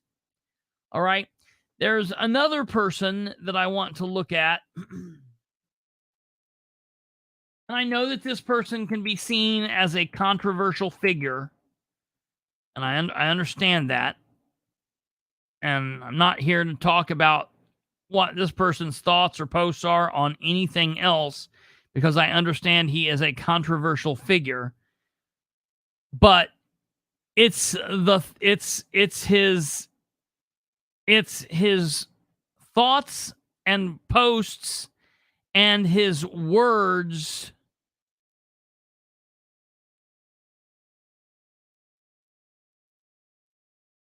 hold on a second.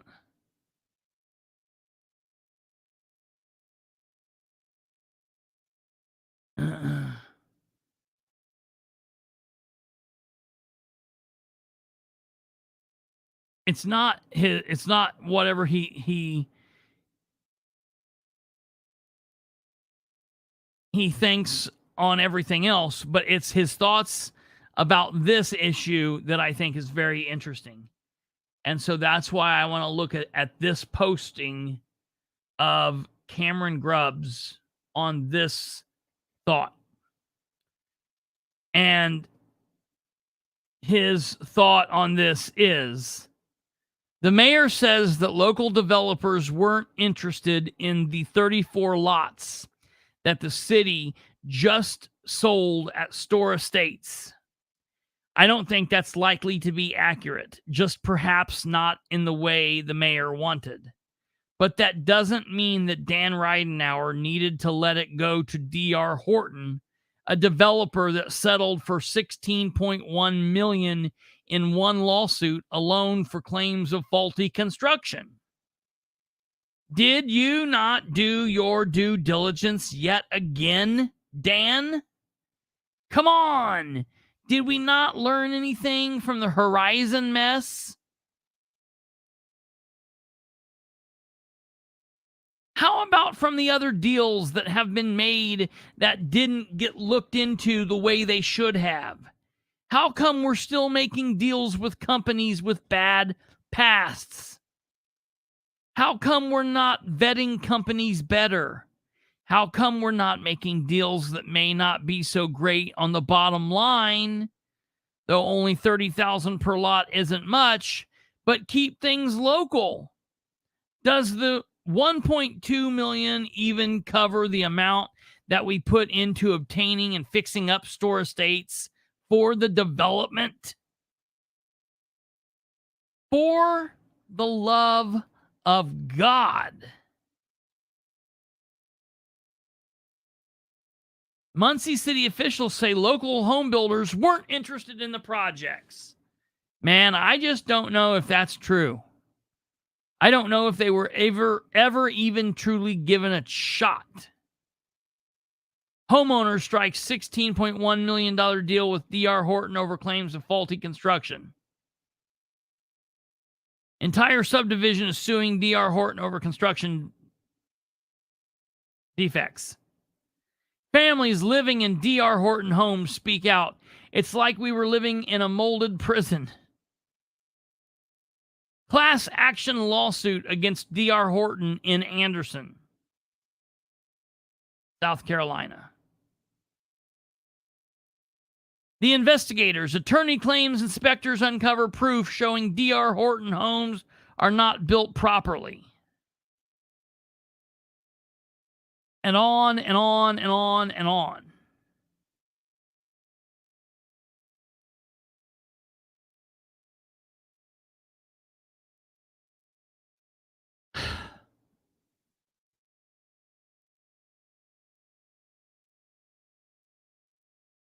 The MRC meeting was at 9 a.m. yesterday. How many people were there? I watched 3 people got up and were able to talk about this. Charlize wasn't there. I wasn't there. Audie Barber wasn't there. That's just 3 people. I bet Jeff Robinson would have liked to have been there. Maybe he would have liked to have heard what they needed to say, had to say. Hell, I bet Mary Stilts is ecstatic over this plan, but maybe she would have liked to have been there. Troy Tackett, Sarah Beach, anybody, any of us. Why?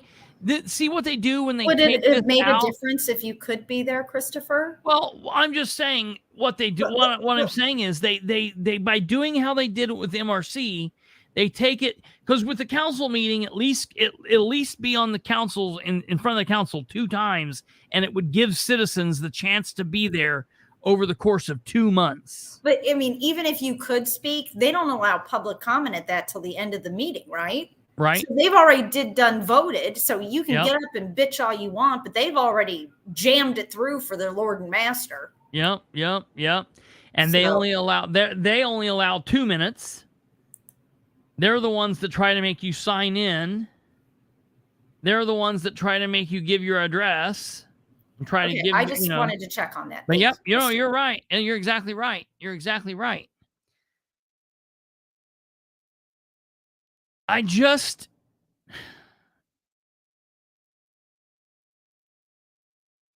How do these people find Ridenour out? Like, is his name and number on a bathroom stall someplace?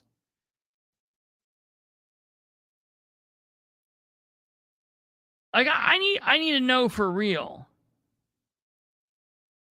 For a good time and $2 million, call Dan Ridenour, mayor of Muncie. He's got a barren piece of land for you to stick your development in.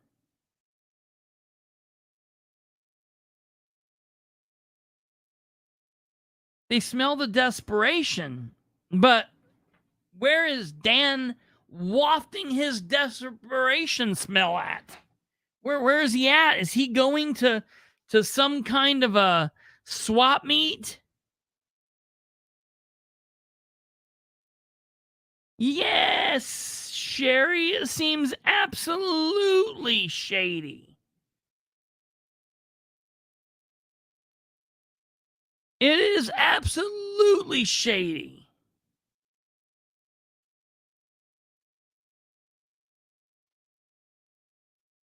What is going on?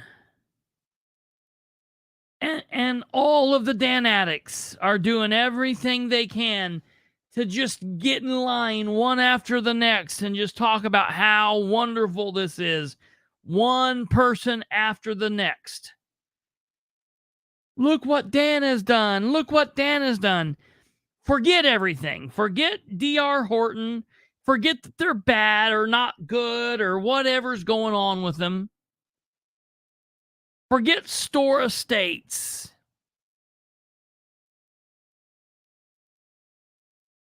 I have 2 aspects of this that are just completely asinine. Number 1, tax dollars have already went to purchasing the Sportsplex one time. Now, tax dollars are being used to purchase this yet again. And we're supposed to just believe that this is a good thing.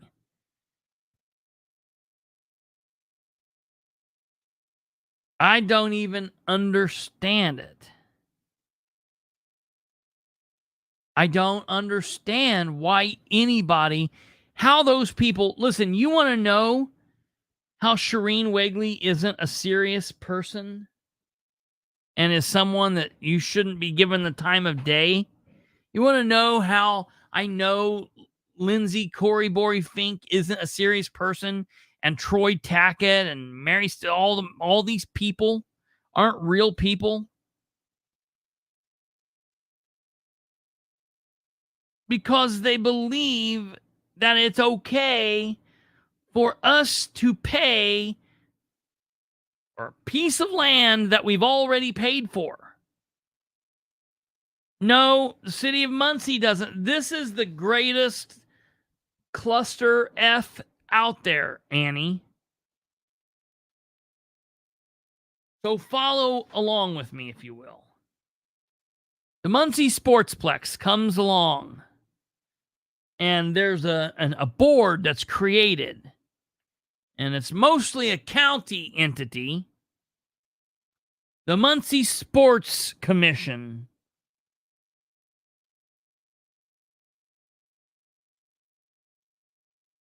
we want a sportsplex, and it was fuzzy in the minds of the officials about the sportsplex that was out on McGalliard 332 and Nebo, where all of the great softball games of yesteryear were played, and all of our parents went and drank beer on the weekends out there, and all the little pudgy Christopher Bilbreys went and hung out while all of my parents played games out there.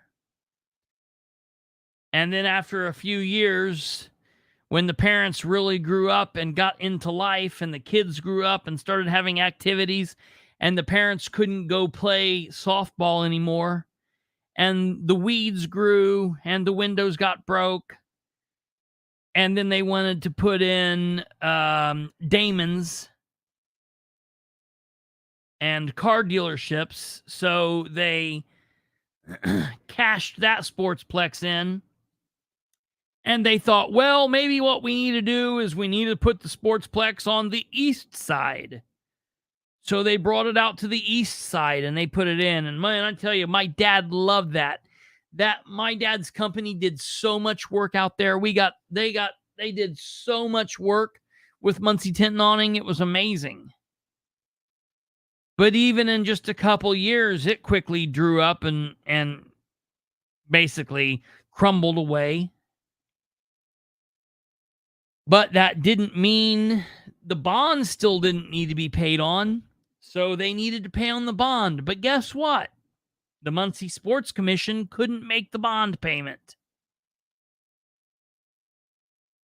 It was paid for, and the land was bought, and they did some construction for money from the innkeeper's tax. But then in paying for the bond, either the Muncie Visitors Bureau, which is the county, paid it a couple times, and then the Muncie Redevelopment Commission, the MRC, the very body that voted on, paid for this. So they paid for it. So that's like we were talking the other night. Sarah, you or Kate or Yoko or Ryan or Annie, you guys live in your home and you come to me and you tell me I can't pay my house payment. And I say, okay, I'll help you. And I help pay your house payment. And once we pay your mortgage off, you say, well, thank you. And you just still live there and you own it, but I paid for it.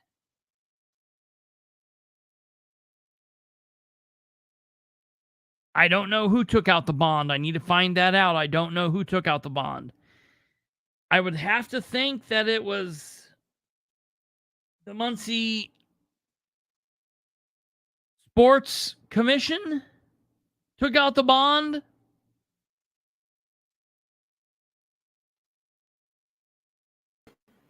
Yeah, but if a private company took out a bond, why did the city feel obligated to be? I don't know that they're a private company. The city somehow or another. It's not like was like a guarantor on it. It's not like a private company, though.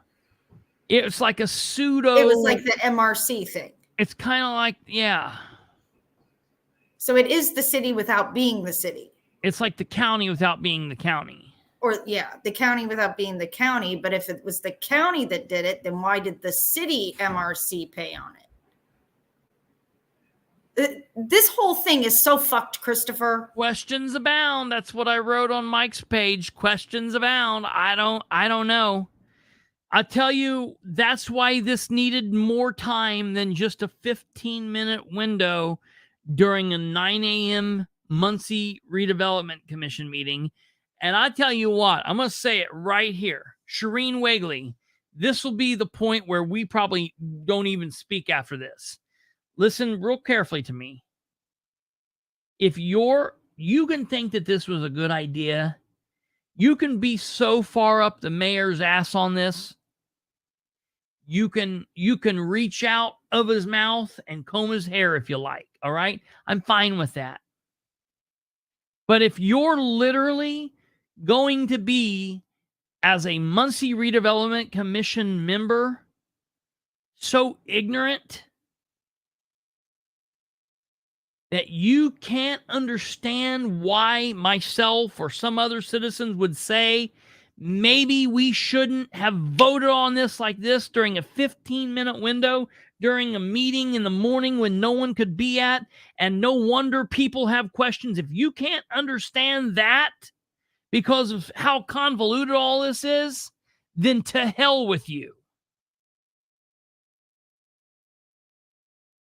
Let's just get that straight.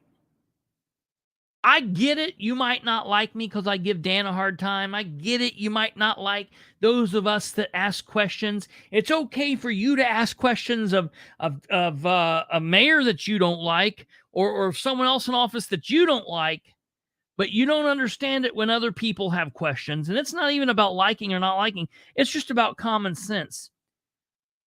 But if you're literally telling me that you can't understand that why I would have questions on this, then to hell with you. You're too stupid to even communicate with.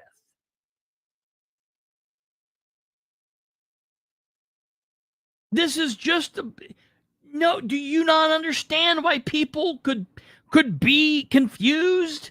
It's so convoluted. Who took the thing out? Who owns it? Why is the city involved? If it was the Muncie Sportsplex, and that's a county entity, if the Muncie Visitors Bureau, which is a county entity, was paying, why was the Muncie Redevelopment Commission paying? If we were paying on it, why didn't we own it? If the Muncie Redevelopment Commission doesn't own it because the Muncie Sportsplex Commission owns it, and DR Horton is the developer and they want to sell it and they want to buy it, why are we involved? If you don't understand that people have those questions, forget that anybody's saying it's bad or anybody's saying anything bad. Just if you're saying that we shouldn't be able to have questions, then to hell with you. And you shouldn't be on the Muncie Redevelopment Commission. You shouldn't be in the mayor's office. And if your mayor is okay with you, then to hell with him too. And he shouldn't be in any of those places. Kate, can we find out if the Sportsplex Commission was paying taxes? Yeah, it's going to take me a few minutes, but I can look. Okay. So from Beacon, we know that the name of the Sportsplex, I found that last night.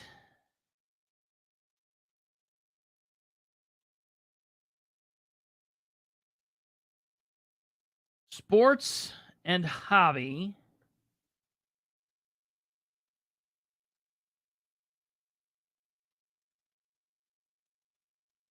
Sports and Hobby Development of Muncie, INC.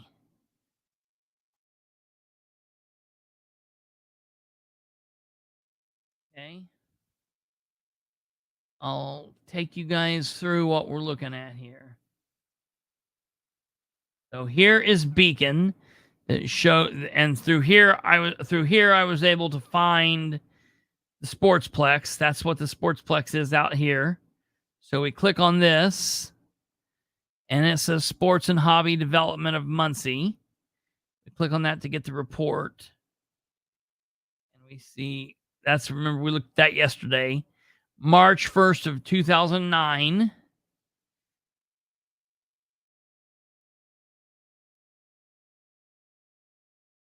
State business search.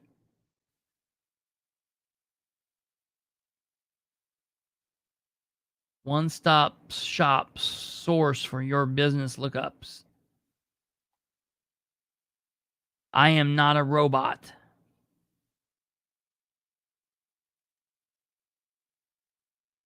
I am not a robot.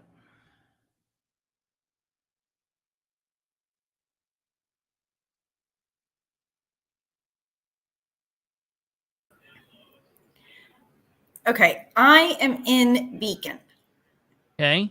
And I am looking at their tax records. Okay.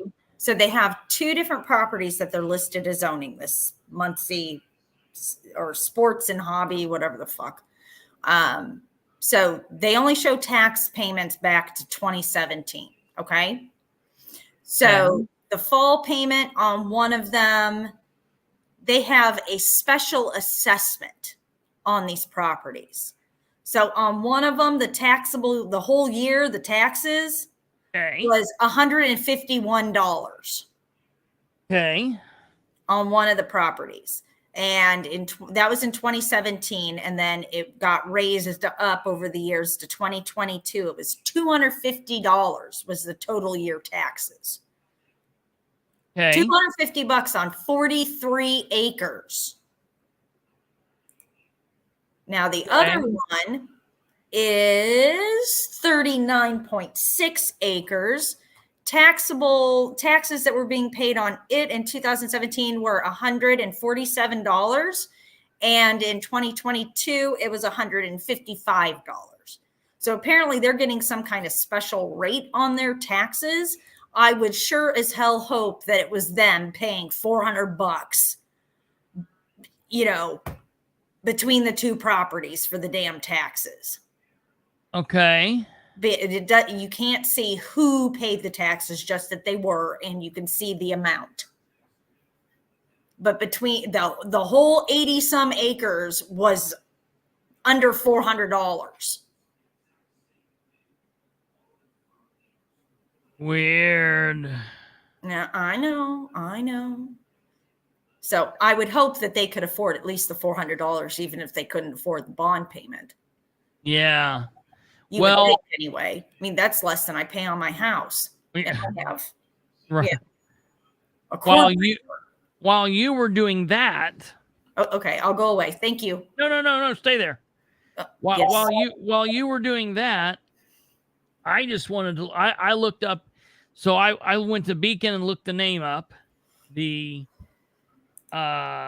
Sport and Hobby Development of Muncie, INC. And I went to the Indiana Secretary of State and I looked it up, and it came up as like this.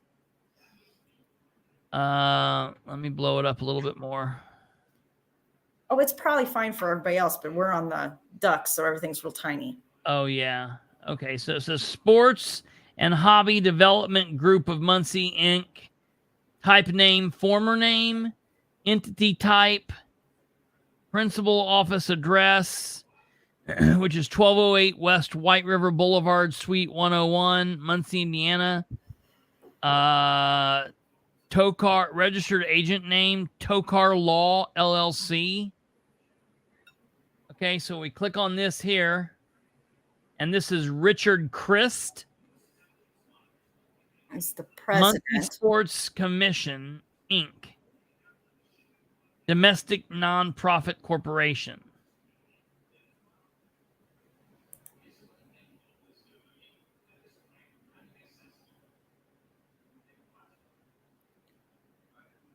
Do they have any other officers listed or governing agents or anything? No. Oh, okay. No. Now, what's interesting to me is they've got this. Muncie Sports Commission. When are they posting?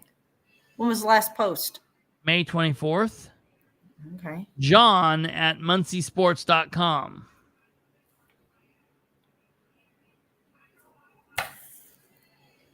Our board of directors is a dedicated team of individuals, all committed to the Muncie Sports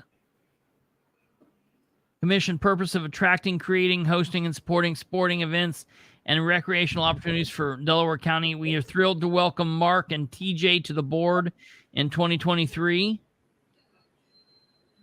Take a look at this and see what this is about. Oh, Mr. Fun is the innovative connector on the board of the Sportsplex, the Muncie Sports Commission. Mr. Fun, well, see, now he's on the Sports Commission. That must mean okay, here we go. Who's Mr. Fun? Is that a real name? I know Fun. We were at the Board of Works meeting. Mr. Fun. Oh, yeah. I like having fun. Yes, Ted Baker. Yes. Individuals continuing on the Board of Works in 2023 include Mr. Fun, Ted Baker, Richard Christ, Chief Operating Officer for Whittinger Company, Board President, Tim Eakins, Vice President of Sales and Marketing for TK Constructors. Wait a minute. Oh. He's the Vice President for Sales and Marketing of TK Constructors? And they're selling that out there to a developer? Jason Harrington, Laura Hill, Cliff Johnson, Daniel Maggart, Megan O'Connor, Justin Phillips, Matt Sowert, Dennis Trammell, Dan Wolfert. I don't know any of these. I know like one of these people. You said this is a nonprofit, didn't you? That's what it said. Yeah, why? Oh, I love GuideStar. What's there now? I don't know. Let's look them up and see. Okay. So what's it called? Well, Muncie Sports Commission, Inc., domestic nonprofit corporation. Okay, so Muncie Sports, right? Yeah. Muncie Sports Commission. Let's see. Do you have any show tax forms? 2021. How do we have the registered vote thing up there? Let's see here.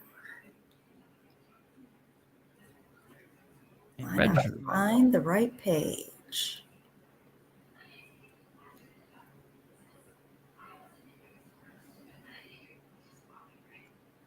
Well, their executive director makes $60,000 a year.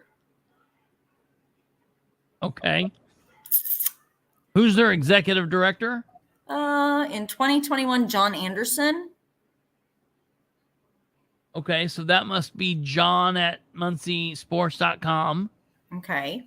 Okay. No one else on the board is paid, but the executive director does make $60,000. They're listed. Get back to page 1 here in the tax return. So they're listed as having revenue less expenses. So they were $100,000 in the hole in 2020. The current year in 2021, their revenue less their expenses was $42,000. And they're listed as having close to $2 million in assets, but assets would include land and all that stuff. Sure. So they got contributions of $161,000 in 2021. What did you say the executive director's name was? John Anderson, Jon Anderson. Okay. Yeah. Interesting. John was named executive director of the Muncie Sports Commission in May of 2020. Prior to that, he was working with the Sports Commission in a consulting capacity through his company, ETS Sports. Where is the damn schedule I'm looking for? No, that's not it. This is the one. So let's see. So they have payroll taxes, about $4,000 in legal fees, $2,000 in accounting, $4,000 in something else. I don't know. Let's see here. Advertising was $7,000. Office expenses was $400. IT was $1,000. Occupancy was $9,000 for offices or something. Occupancy. They probably do something with the innovation connector, I bet. Okay, they do pay their property taxes. Property taxes are listed on here as an expense of $150. Ironman reimbursements. So apparently they had to pay the Ironman to come, which was $26,000. $13,000 in insurance. $14,000 in insurance. They pay $500 worth of memberships and dues. I'm not sure what for. So they had $220,000 in expenses in 2021. Interesting. It's just so weird. I'm wondering if they're counting those bond payments as part of those contributions that are made to them. I don't know. Oh yeah. It sure. doesn't, it's not going to show anything that specific. Sorry, that was off on a tangent. Yeah, $2 million in assets, but it sold for less than half of that. Okay. I'm sorry, I was off screen, so I wasn't paying attention to comments everywhere and everyone. I apologize. Oh yeah, I don't know. I'm off. I don't know what's going on with the comments at the moment. The mayor has got to go. Somebody watching is saying to themselves, they're going to find out. Yeah, right. Who said that? Stumblefoot. And then the FBI was called to report the previous administration. Why hasn't the FBI called? And Mayor Ridenour's administration reported, especially for his real estate deals. Wow. So how long is this property going to sit with DAC? Well, Sarah's asking that. Who did? Sarah. Okay. Well, Sarah Corn Beach on Facebook. Okay.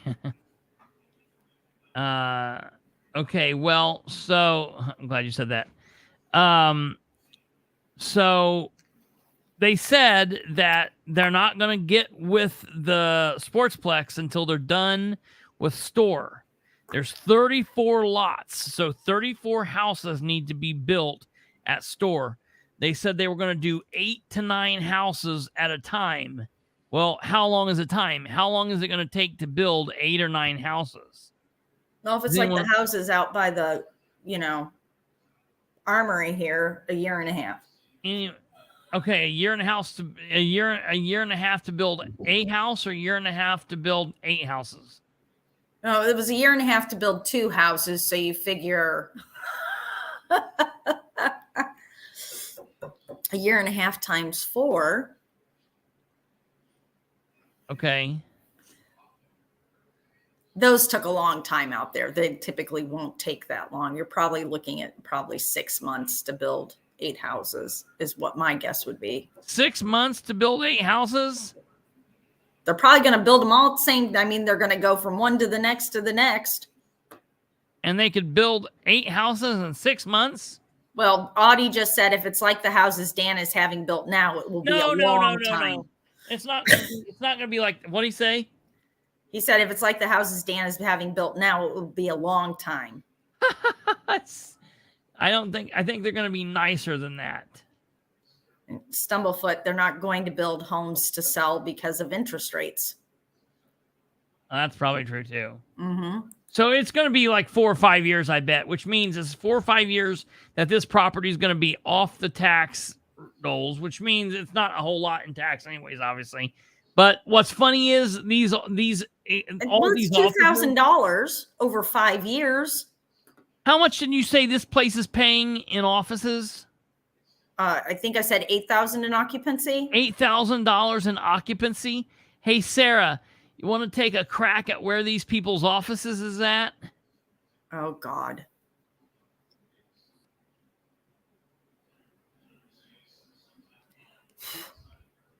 I'm waiting for Sarah to reply. Yeah, me too.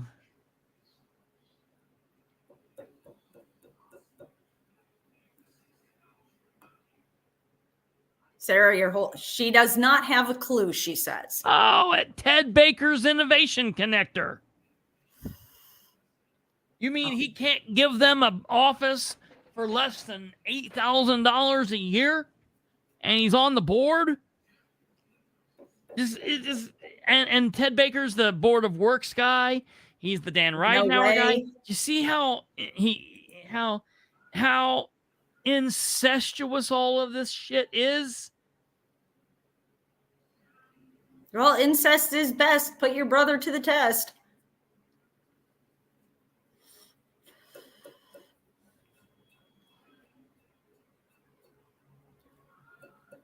This stuff is giving me a headache, Kristopher. That's it. I don't know. Yeah, that's and Dennis Tyler got sent away for $5,000. I feel so sorry for Dennis. I feel so sorry for Dennis. That is so ridiculous. And then what we're up to $12 million in edit funds that Dan has pissed away. Well, no, we're probably 14 because we're halfway through year 4. Oh, yeah. Yeah.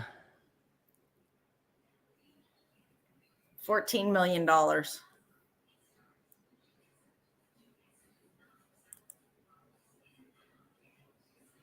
Oh, Kellyanne, they'd also have to consider property taxes as well, not just on the loans. They'd have to consider property taxes and everything else because there's a lot of other expenses that, you know, are involved with building. Yes, Stumblefoot. Yes. Yes. If Dan runs re-election, let's buy him a case of condoms.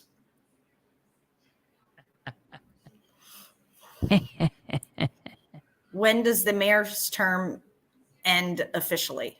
Well, officially, it ends on December 31st at 11:59.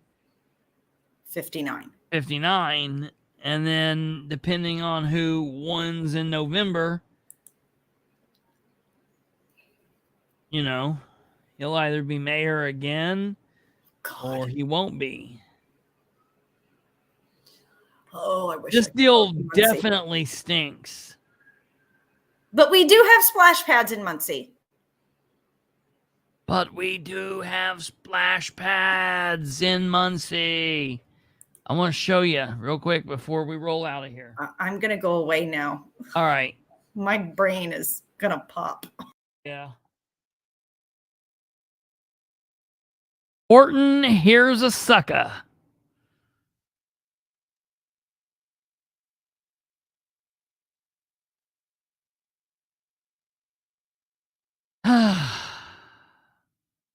I mean,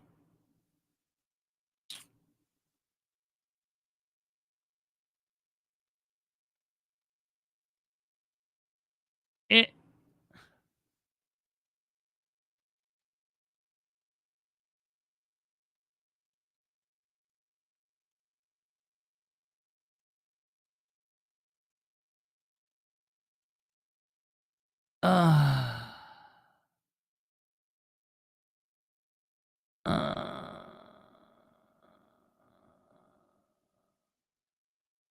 Real quick before we leave out of here, I do want to show you just a brief a brief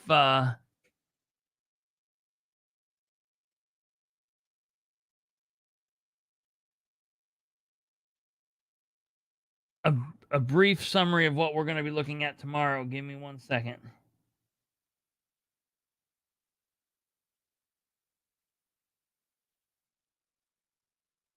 Look at this.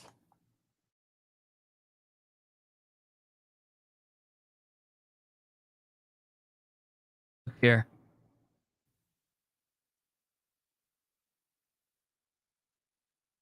Look at what we're going to be dealing with tomorrow.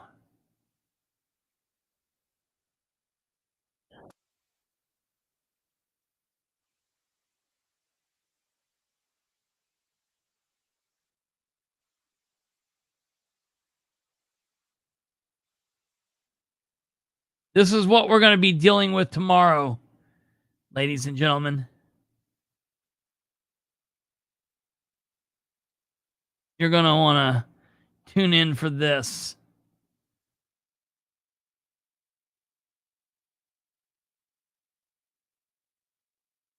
Is deplorable.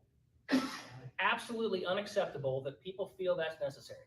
Additionally, don't put us on blast on Facebook and then try to come to us all nice and friendly and ask us a question that you could have asked first before showing your ass on Facebook. Respect us. We respect you. We are doing everything we can to people in this town suing the town of LaPel for something that they think that we did incorrectly. Oh, dude, I'm going to go to this town and I am going to get straight in that little round-headed dude's asshole. Like the president of the council who's sitting right to his left, the guy that looks like he's been fried by the sun, Noah Bazel. Noah, if you're out there, dude, get your council in order. I told this I told the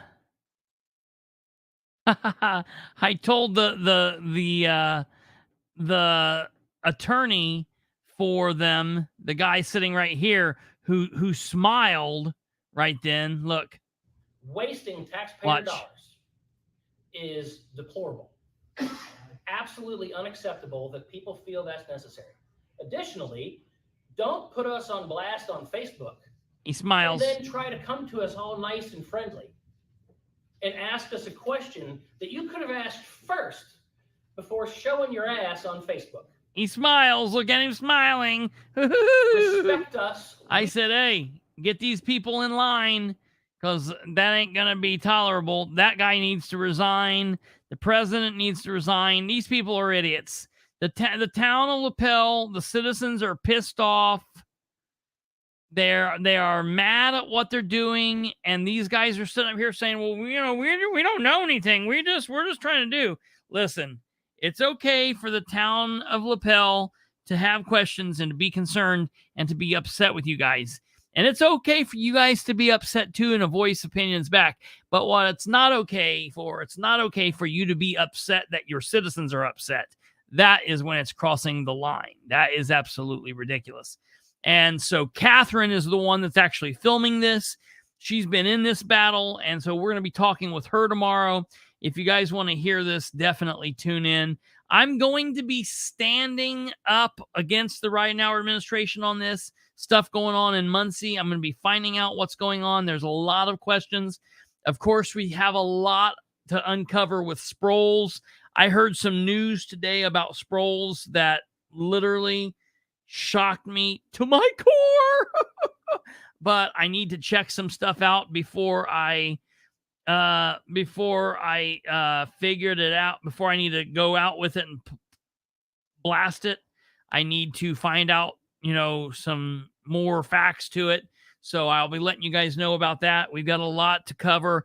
We do have more candidate interviews coming up down the road, so be looking for that. And the rest of you guys, you know what to do. Hit the like, hit the subscribe, hit the bell, share the show with everyone you know. And hey,